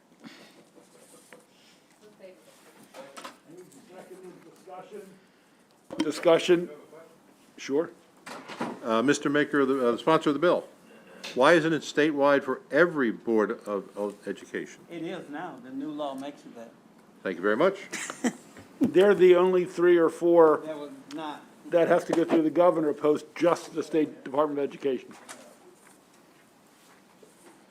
Does anybody wish to be in the opposition? No. Unanimous? Done. Nice job, Senator. Next. Senate Bill 436, Carroll County Board of Education, Member Compensation and Student Representative. This bill increases the compensation for members of the Carroll County Board of Education by $4,000, beginning with their next term of office. Under the bill, the board president receives $13,000 annually, and the other board members receive $12,000 annually. The bill also prohibits the student member from serving more than 1 term. No amendments, no opposition. We have a local letter. Anybody wish to be recorded in the negative? No. Unanimous, sent to the floor. Next. Wow. Senate Bill 440, Commission to Study the Healthcare Workforce Crisis in Maryland Establishment. So we held this bill last week. So as a recap, the bill establishes a commission to study the healthcare workforce crisis as a 2-year commission to study the healthcare workforce crisis. It requires the commission to study the extent of the crisis, to examine turnover rates and short-term solutions to shortages.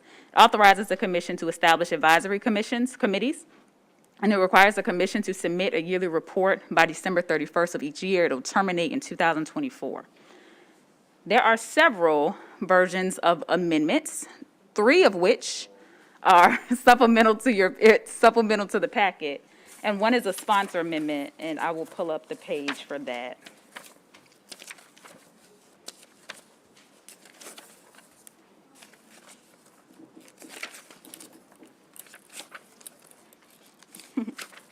All right. So sponsor amendments begin on page 47. And so sponsor amendments require the commission to consult with the Department of Veterans Affairs for civilian issues in the healthcare crisis, military and civilian healthcare issues. It requires that the strategies developed to reduce turnover rates include wage increases and career advancement opportunities or consideration for those items. It requires the commission to establish advisory committees instead of authorizing, and then requires the advisory committees to include 9 commission members. It adds the Secretary of Labor and the Deputy Secretary of Behavioral Health to the commission. Yeah. For your choice.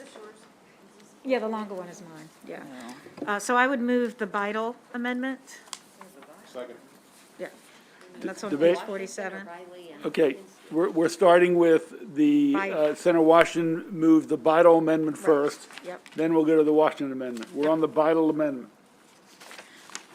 Any, Senator Hester? On the Vital Amendment? Not on this amendment, no. Okay. Page 47. It's sponsor amendment, not a co-sponsor amendment, but a sponsor amendment, changing the makeup a little bit. Discussion. Take a minute to look at it.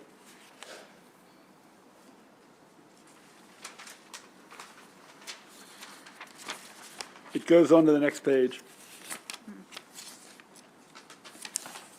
Is that old language or is that uncodified? I'm sorry? Which part?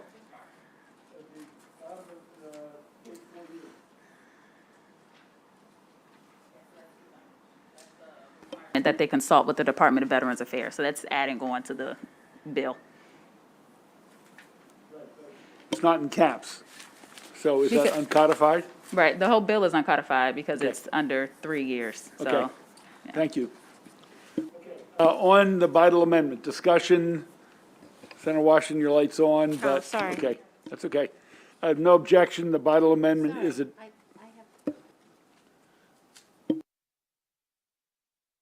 In this question here, but I wonder, on the back of the Vital Amendment, in consultation with the Department of Veterans Affairs, there are a lot of people in the room. Why are veterans only being consulted with and not being officially on this work group? Senator Ellis, is that, if that's not an issue for you, then I withdraw my comment. It is now an issue for me. Funny how that goes. I'm trying to sit here all calm, get through the session, and you throw me an issue. So, I don't understand why we're not putting someone from the Department of Veterans Affairs in the room. we could, okay, sorry. If you don't mind deferring. Fine comment from the sponsor. Oh, is that you? No, I'm not the that's sponsor. Pam. She's good with, Okay, so, what, Let's go to Senator Washington for a moment. okay, so number one, when you have a work group, we don't want 27 people around the table, we want to make sure that you're having the people that are most appropriate for the topic, right? So this is about assessing and evaluating workforce shortages in healthcare. So there's certainly, they've created, so in addition to the actual work group, they've created an advisory council that's going to be used, and they will actually be a part of it, an advisory board or commission. And so my understanding is that that's where these types of entities that are not specifically health-related will get their input. So that's why I would like to keep the bill sponsor's amendment the way that it currently is.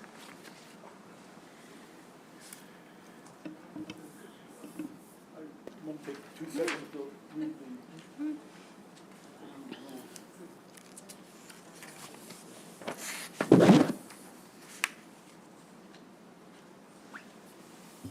Okay, I'm not sure who I had next. Senator Hester, then we'll go to Senator Ellis, and then back to the Vice Chair. Thank you, Mr. Chair. I'd actually like to suggest that we hold the bill for another reason. I've been in communication with both the House, the House and the Senate sponsor.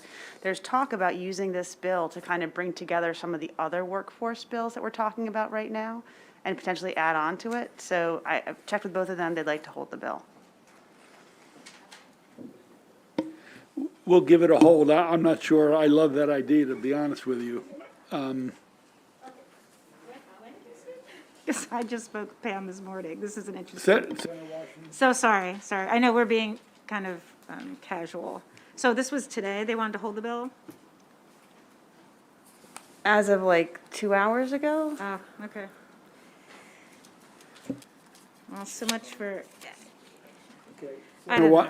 Washington, do you want to? Can I, look, I add your actually amendment? would like to sort of check, since I've spent time on this amendment, and I would just like to at least put it in there so that I'm done with it, and then you can do whatever you want with the bill.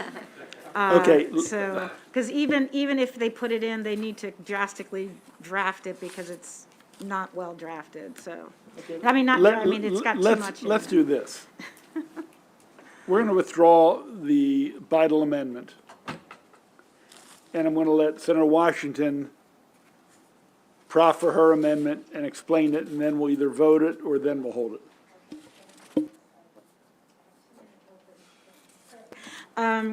So, again, I believe the bill is needed. It's important. I like the fact that we're doing, making it an emergency and all that. One of the challenges is, as drafted, they're requiring every executive director of every board to be a part of this. And additionally, there are some sort of very specific ones that aren't necessary. So my amendment strikes some of the, it strikes the superintendent of schools, it strikes kind of the more ancillary individuals. And I've been in dialogue with the boards, actually, on this, about this bill, and they want the bill, and they like the bill as a separate bill. So I add the executive director of the Board of Nursing. Senator, Oh, I'm sorry, going through. let's first address the ones you want to strike. Oh, okay, sorry. Okay. Maybe staff can help me. I pulled up the wrong number.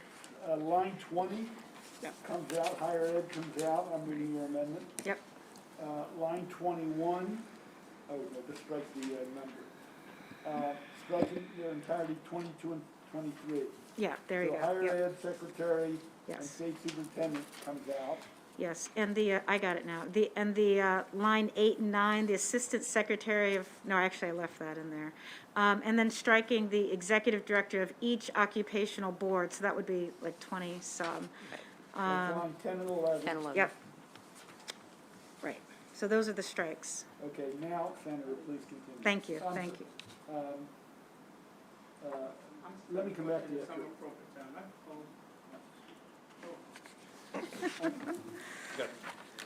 Say one more time, so superintendent of schools is out? Yes. Oh, we haven't voted it yet. This is fine. Uh, Isn't this a bill that we had some discussion about a few days ago? Right, and Talking about, some people had unreadiness. Senator Ellis asked about rural people. yeah, and I did too. Well, that's in her amendment. Okay. Let's let Senator Washington get through her amendment. Okay, And then all we'll right. decide whether to vote it or hold it. Okay, fine. Senator Washington? No deed is left unappreciated. No, I know. Okay, thank you.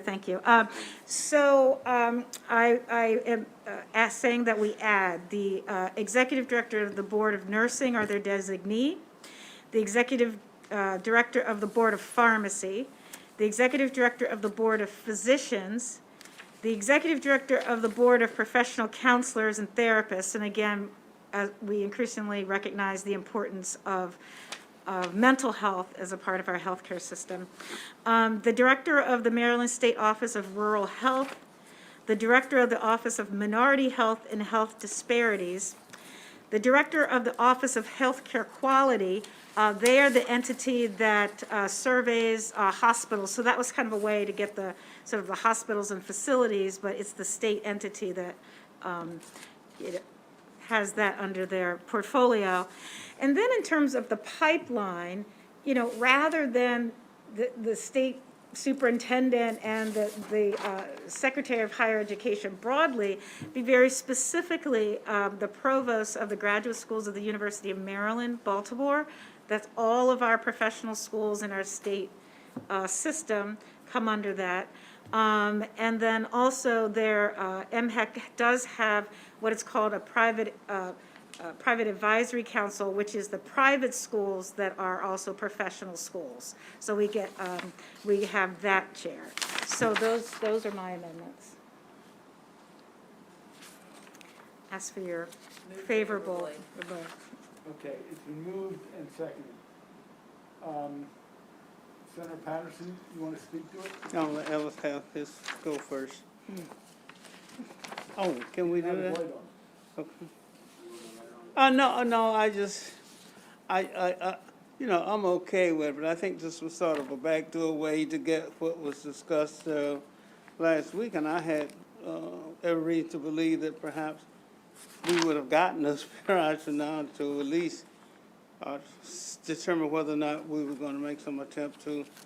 I'm sorry, speaking of Mike. Yeah.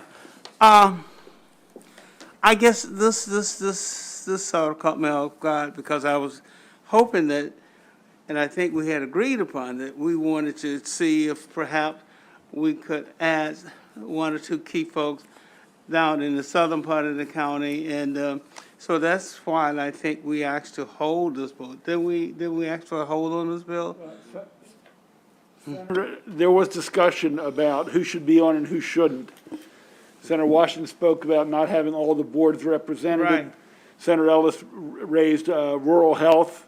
So there was a mix of concerns, and we held it. Okay. So if you would like to amend it further, then we'll hold it. But we're going to start with Senator Washington's amendment when you take it back up. No, I'm just a little disappointed that we didn't do what we said we were going to do. But I guess I'm at fault myself. Looked like this was sort of a backdoor way of getting what was intended to be on the first round. But I am looking and talking about inclusion, throughout the state wherever I go, and it seemed to me that this might have been a good opportunity to take a close look to see if there just might have been one, because someone raised the question, said, let's don't go down this road because we've taken a lot of heat, and about it, and I mentioned it to you, behind the accountability board. People in my district are still highly pissed about it and insulted, and I was trying to make sure we didn't go down that track again. But let it be. Well, Senator Washington, then we'll make a decision about holding it. I guess, I'm trying to do good work, and I'm sorry that you're do good work. disappointed. I don't understand, because we don't really know where the executive director of the Board of Nursing lives. We don't know where the Board of Pharmacy lives. The board, we don't really know where these. In terms of very specific interests, what I took it was to make sure that we had individuals that could also apply an equity lens and would have access to professionals, and also who have stated goals of, increasing the number of minorities, for example, who are represented in the health industries. The Office of Minority Health Disparities has that as one of their charges. The director has that as one of his charges. The rural health, they do they do a lot of work, and I'm happy that I learned about them. But they do a lot of work in southern Maryland and the shore, and frankly, I think that they should be lifted up, but I don't think it gets enough attention. So I've never seen them on something, so I thought that would be a good thing. And the same thing with the Office of Healthcare Quality. They're out there trying to make sure our institutions are safe, so they would have a sense of all that's needed. And then our University of Maryland, I think I'll just say it one final time, while it's located in Baltimore City, it is our flagship, it's our statewide, it's where anyone who wants to be a dentist or a lawyer or a nurse or a social worker, that's where they go. Unless, I guess, you could go to College Park School of Law. And then with MHEC, in this state, we have quite a number of private and public institutions. And we happen to have a board that, and again, it's statewide, so the person from there could be, but we just don't know. So there's really no way to designate any type of regional diversity, say that we would do in a different type of project. So that's all, you know, make a recommendation or an amendment, but I feel like this represents what's needed in this field and in this area more than the way the bill came in. So, thank you for allowing me the opportunity to. I mean, I'm willing to call on the people who have their mics on. We are going to hold it after that. So, Senator Ellison, Senator Carrozza, and I don't know if you want to speak again, your light's on. Oh, no. Senator Ellison and Senator Carrozza. So thank you, Mr. Chairman. And thank you, Senator Washington. I mean, we did speak about this issue, and so we came up with the rural health folks, and thank you for that. I appreciate you. I think Senator Patterson, he's thinking about someone specific in, say, southern Prince George's, and I can include Charles.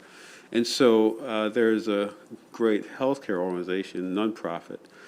I don't know if you have Greater Baden Medical Center. They provide tremendous health care in Prince George's mainly, and in Charles.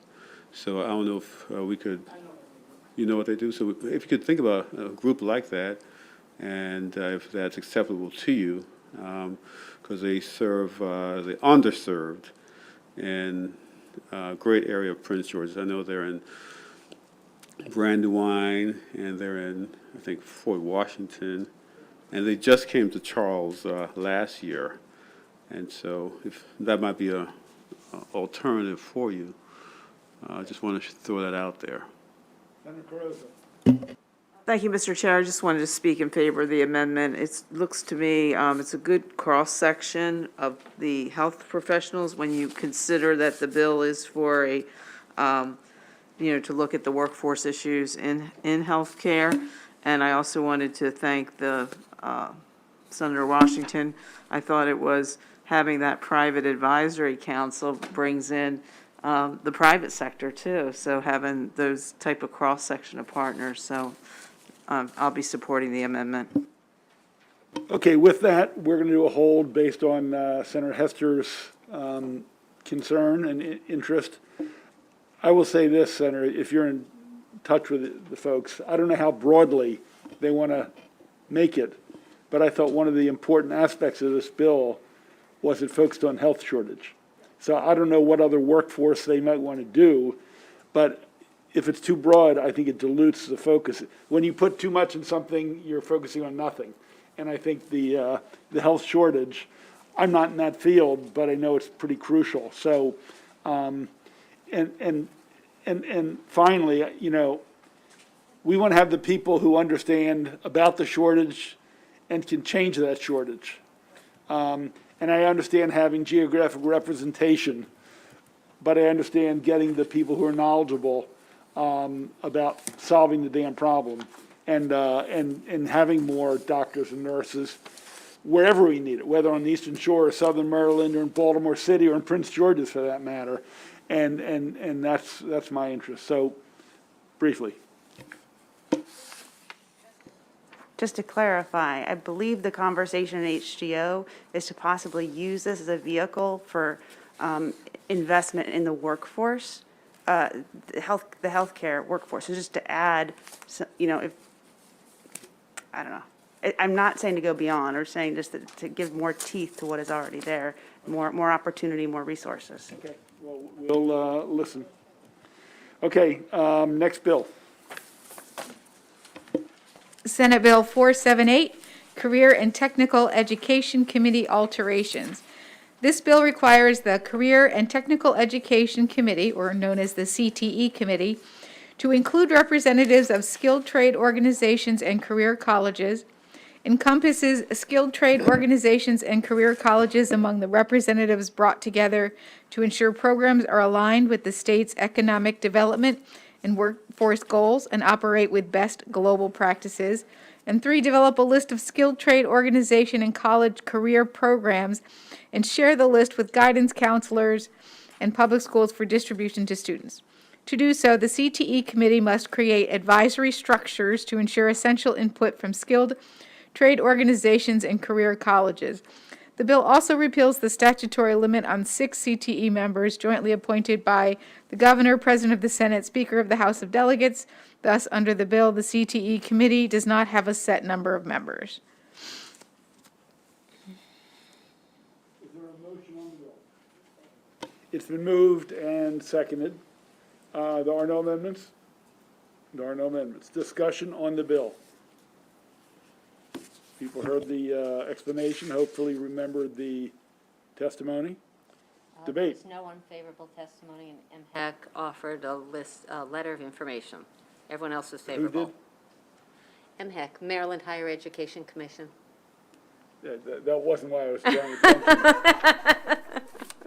I assumed it's a government agency. If it's a letter of information, I was trying to listen to which one it was. Okay. Anybody wish to be recorded in the negative? Seeing none, that moves also to the floor. Next.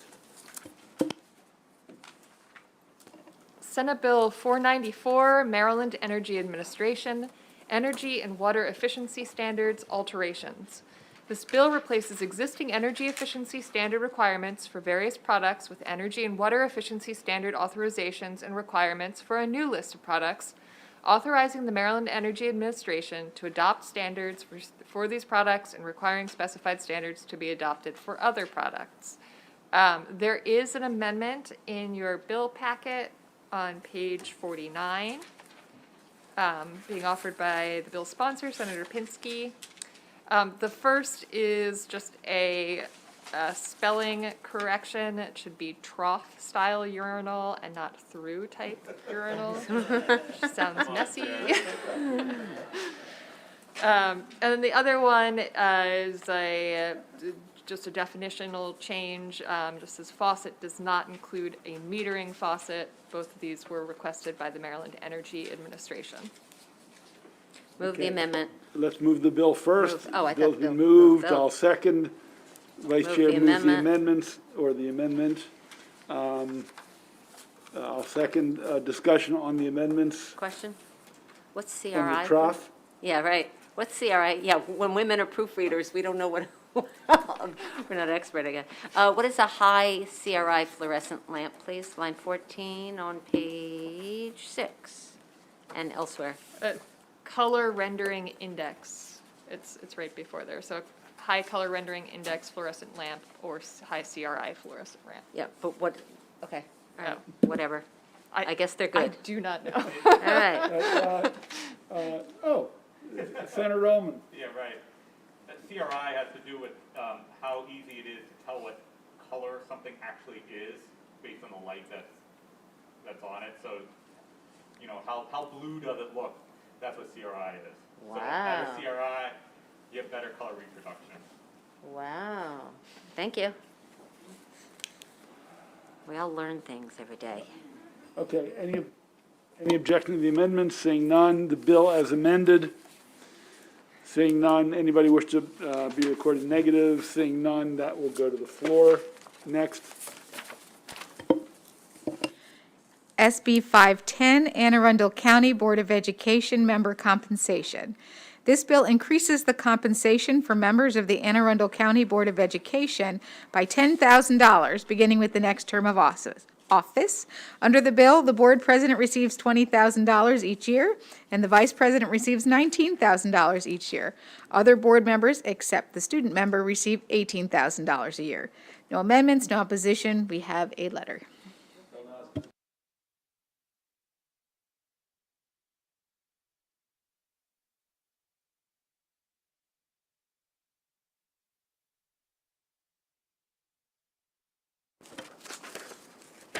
Senate Bill 604, Maryland Electricians Act, revisions. This bill requires the electrical board to credit work in an improved and completed apprenticeship program toward the 7-year experience requirement for master's electricians and towards the 4-year experience requirement for journey person electricians. It requires the board to waive the examination requirement for journey person electricians if certain conditions are met, including apprenticeship hours and an application for a state license. It clarifies that 4 years of work experience as opposed to 3 are necessary to qualify for this waiver. It exempts master electricians and those practicing under their assigned local registration from a mandatory insurance requirement, which is under the electricians article.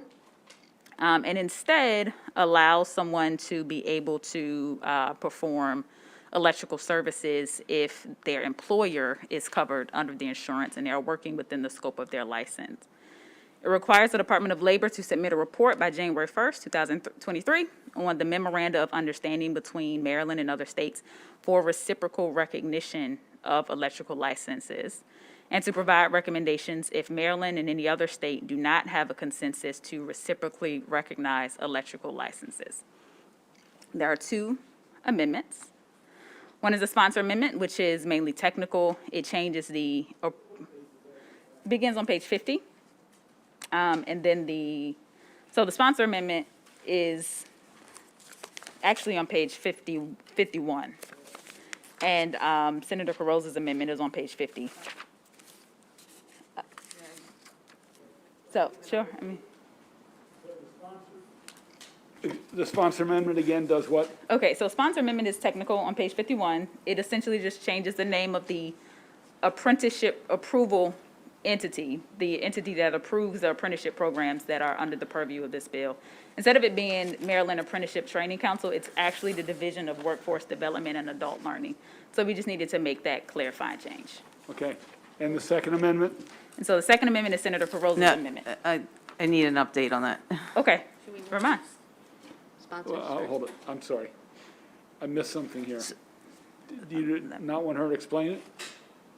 No, because I've been in touch with the bill sponsor, and we were going to request to hold the bill because on Monday, some of the Department of Labor, the House sponsor, the Senate sponsor, and the Worcester County representative who has concerns, we believe we might be able to work it out, either the amendment or not offer an amendment.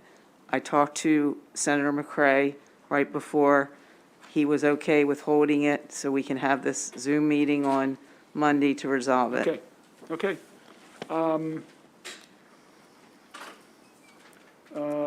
is there any objection to adopting Senator McCray's technical amendment?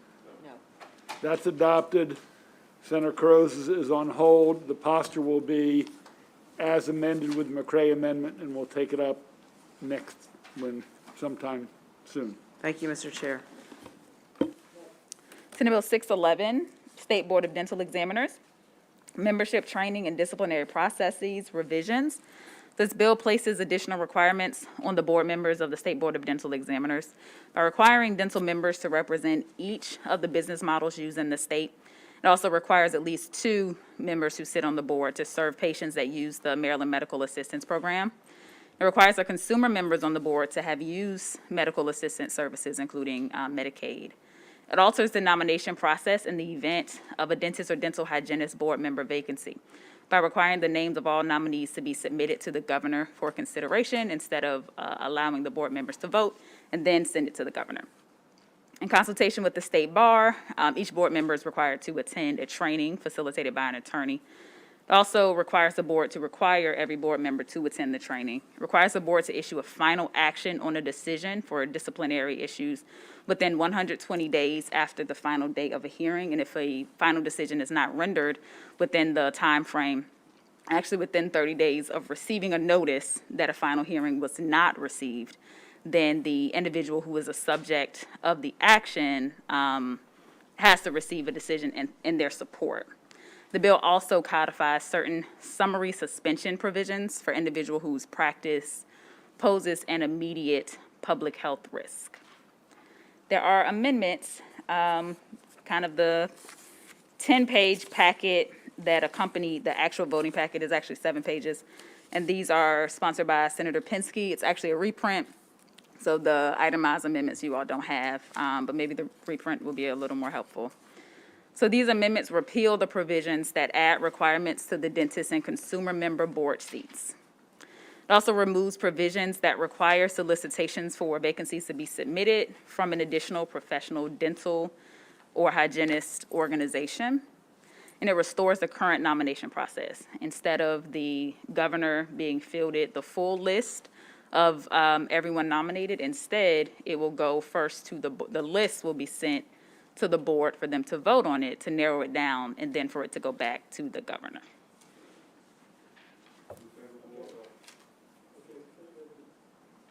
The bill's been moved. Is there a second on the bill?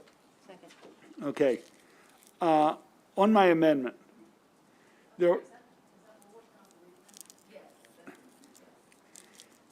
were 4 basic parts to the bill. The first part was about the nominating process, which I think a number of people thought was not convincing, shall we say. And so I wanted to amend that out because I don't think there's really much support for it, and they didn't make a convincing argument to me. The training part I think is fine. I think the summary suspension is fine.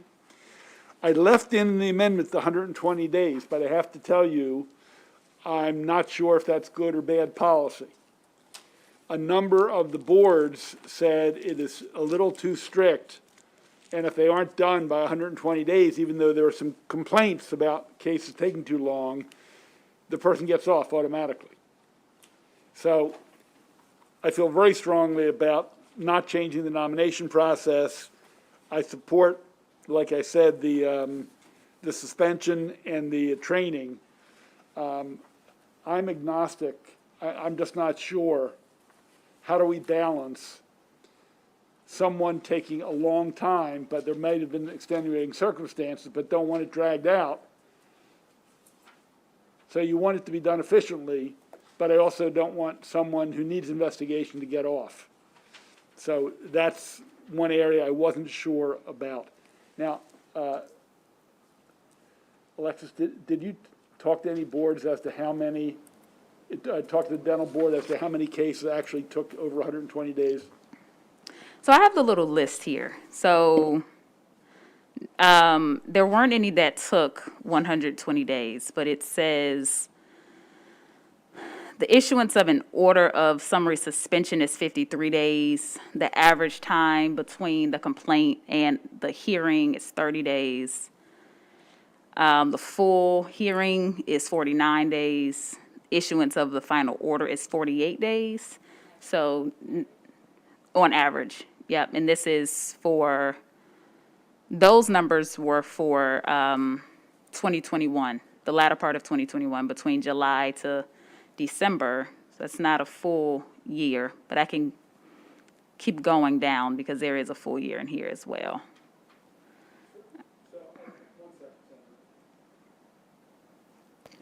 So they testified, the board, that is. I mean, I know the dentists and the DSO and everyone else wanted the 120-day.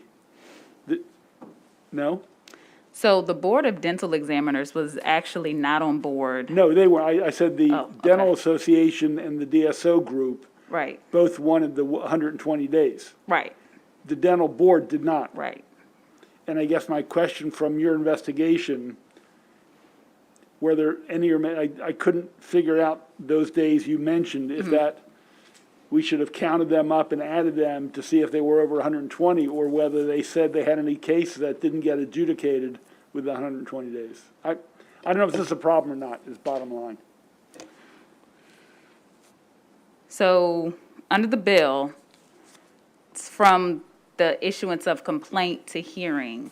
And so this is saying that for a full hearing is 49 days. So that's between when a charge is filed and a full evidentiary hearing. That doesn't include the complaint, though. So, let me see if I can find the actual complaint.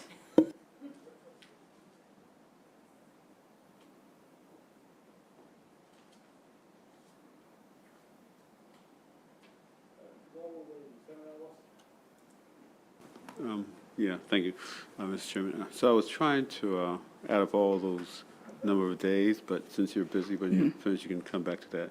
So I think that's from like the beginning to the end, all the different steps. So to understand how long the process is, you have to start from A and add to B and to C to D to see if it's 120, 150, 360. So I'd love to have that compilation.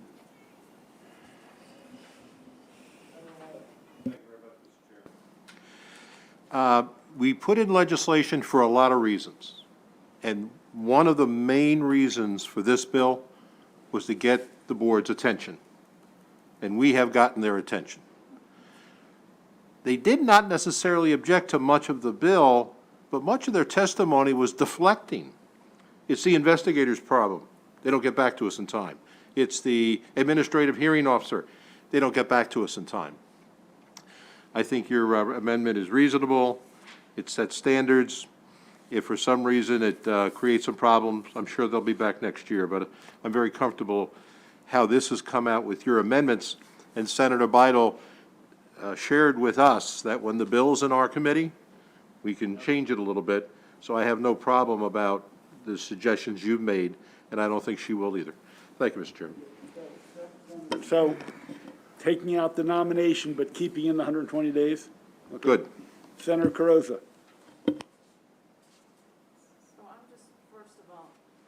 To clarify some of the different groups, and I'm particularly interested, I had a constituent, very well-respected Dennis, who put in favorable with amendments and pointed to the Maryland State Dental Association amendment. So, Mr. Chair, I was trying to understand if your amendments, for the most part, were reflecting the recommendations of the Maryland State Dental Association amendments.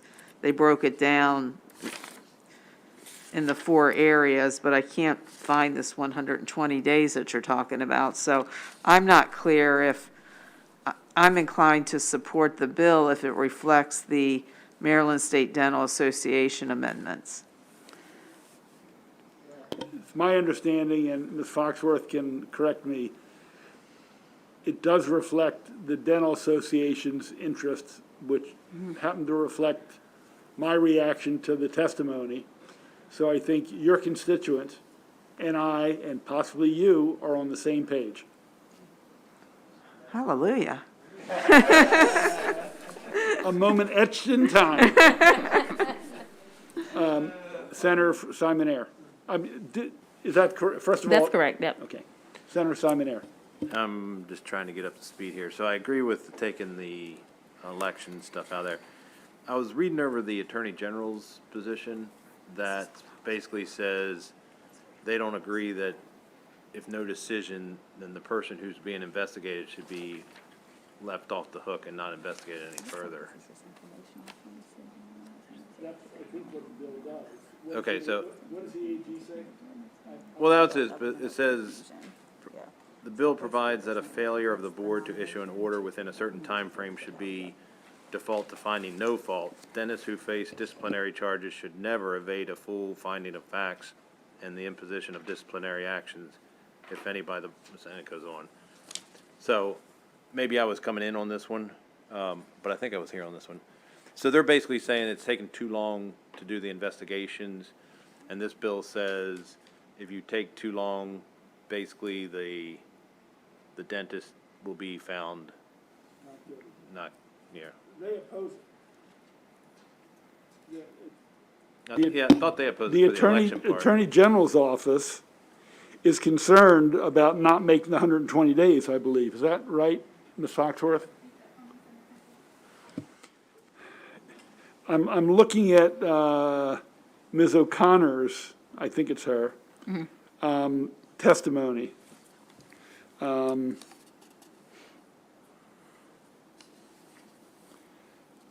She says, "We agree with the position stated by the board, which describes the challenge inherent in meeting deadlines that can be thwarted by uncooperative licensees and external requirements, antitrust reviews." They actually echo the board. So they don't like the 120, the absolute 120-day issue. And again, I wasn't sure where I was on that, but I come into this willing to be convinced. I don't know if legal counsel knows, what other boards do?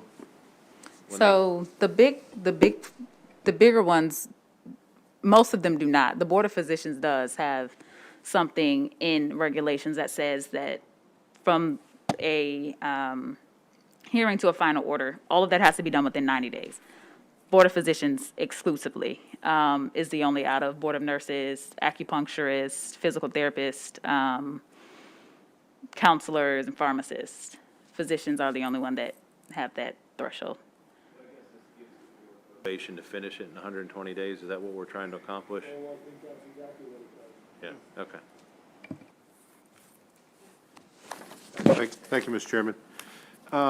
Young lady, I'm looking at page 5 of 7, and the line, starting 15, starts to describe The bill or the reprint, Cinderella? the reprint. Okay. Yeah, page 5 of 7, line 15, and that's where we start the 120 days. Line 15. Yep. And then we drop down to line 20. If the board does not issue a final decision on the action within 30 days after receiving written notice under paragraph 2 of this subsection, the final decision shall be in favor. So, Mr. Chairman, as I read this, after 120 days and the aggrieved dentist doesn't do anything because he's guilty and he doesn't want to participate, and he doesn't write to the board, the case continues, and he's allowed to continue to practice. So there, first of all, there's a initiative on the board that within 120 days, you either let him go or, take him out. And then my question is, if the board decides to issue an order to rescind his authority under his license, does this bill talk about an appeals process? So the regulations do. Regulations? The do. regulations talk about appeals. Okay. Yeah. Right. I feel very comfortable with this, because if the dentist writes to him, they're going to make a decision in 30 days. And it could be a good one or a bad one, but I think they're going to protect themselves and protect the public. So, again, I think you have belts and suspenders, and I'm very comfortable with it. Thank you, Mr. Chair. Ask you a question. Again, I don't know the details of how some of the boards work. Except as provided in section, this is line 12, the board shall issue a final decision of an action within 120 days after the final day of a hearing. So it's 120 days after the hearing. When does the investigation take place? Do we know? Is it before or after the hearing? So the investigation has to occur prior to the hearing. Okay. Question? Yeah. Question? Yeah, yes. Sorry. So I had also read what Senator Riley had said, but somehow hearing him read it, it sounded worse. So I get a letter, I'm a dentist, and I get a letter that I'm accused, and I ignore the letter, and they follow up, and I don't do anything, and they send me another letter, and then they call me, and they email me, and I don't do anything. And then it's 120 days, and then 30 days later, and I've done nothing, or I've slow-walked it to death. But if it's in my interest, and not in the public interest necessarily, that I'm off the hook if I don't respond. So I wonder if there's some 120, like if we can put the onus back on the board, if the board doesn't get their act together to come after me and to adjudicate the whole case, plus the 30 days, then I'm off the hook. But I don't think I should be allowed to be a bad actor, ignore everything, and just let the clock tick down, and then I'm off the hook. That's like a statute of limitations, but super fast. Yeah, I think if you look on line 13 and 14, it says 120 days after the hearing.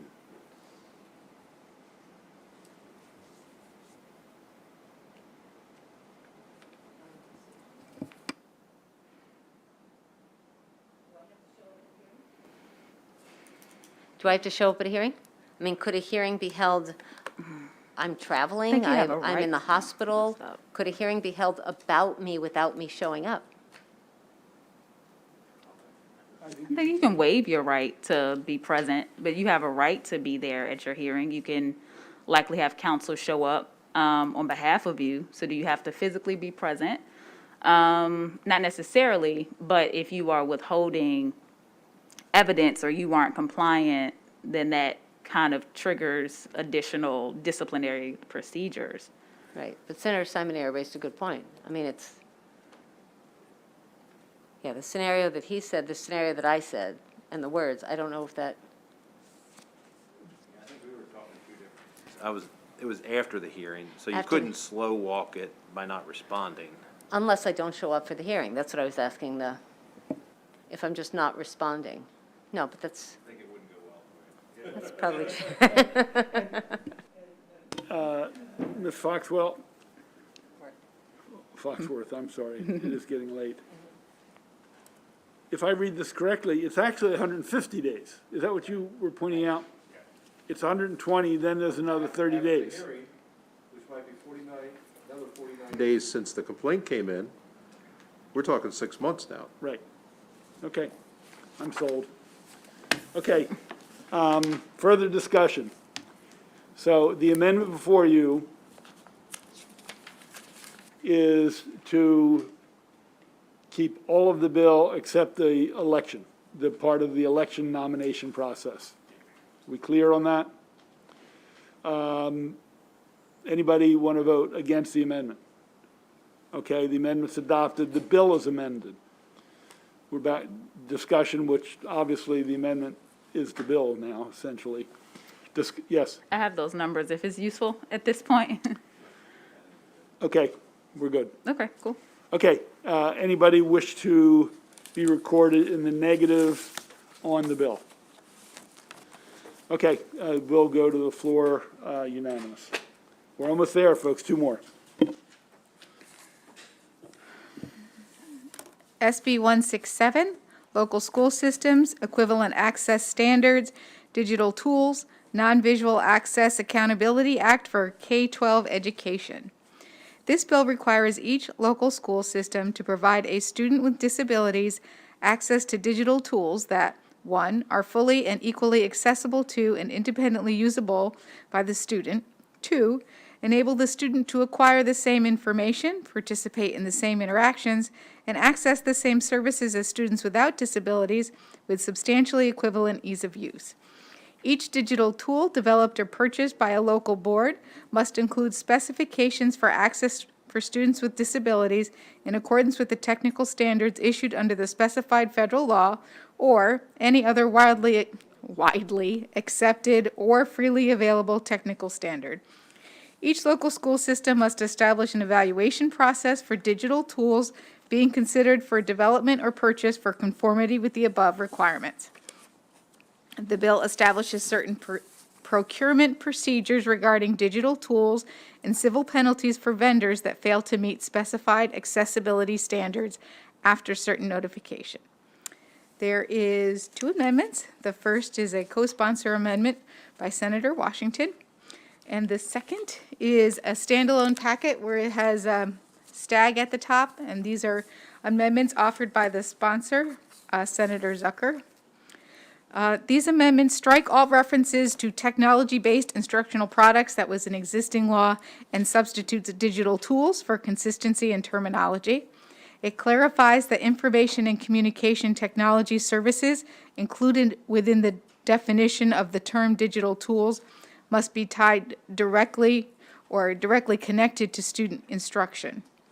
It further clarifies that the evaluation process for digital tools is for equivalent access and non-visual access by an employee or a contractor. It also clarifies that the indemnification provision applies to a county board or to the state board. It corrects an incorrect cross-reference to the Comar. And it also clarifies some language on page 7 with regard to any other widely accepted, instead of or, it says and freely available technical standard, and also provides that a local school system shall provide a student with disabilities access to digital tools that provide equivalent access to and are independently usable instead of fully and equally accessible to. What's on the bill? Is there a motion? Moved. Is there a second? On the Zucker amendments, anyone like to move them? Moved and seconded. Discussion on the Zucker amendments. Senator Carozza. I saw in the hearing testimony that I think Mako and PAZAM, Public School Superintendents Association of Maryland, Maryland Association of Counties, and I believe the Maryland Association of Boards of Education were favorable with amendments. Correct. So these Zucker amendments incorporate about half of the PAZAM amendments and part of the MABE amendment too. Okay.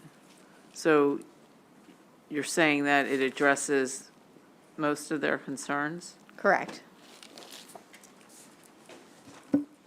Further discussion?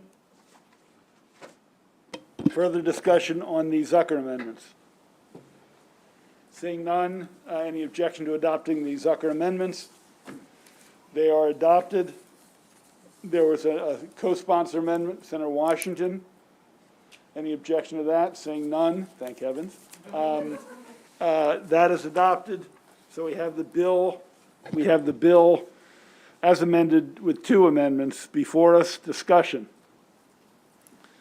Discussion, seeing none.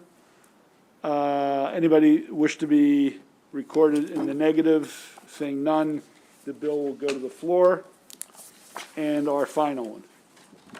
Senate Bill 626, Maryland Loan Assistance Repayment Program for Physicians and Physicians Assistants Alterations.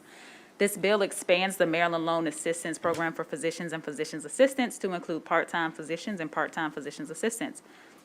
And authorizes the Department of Health to establish prorated payments for part-time employees, establishes the Maryland Loan Assistance Program Advisory Council for Physicians and Physician Assistants to discover alternative funds for the program, to prioritize funds, and to direct federal funds. The council is required to submit a yearly report to the governor and to the General Assembly. There is 1 co-sponsor amendment from Senator Hester requesting to be a co-sponsor.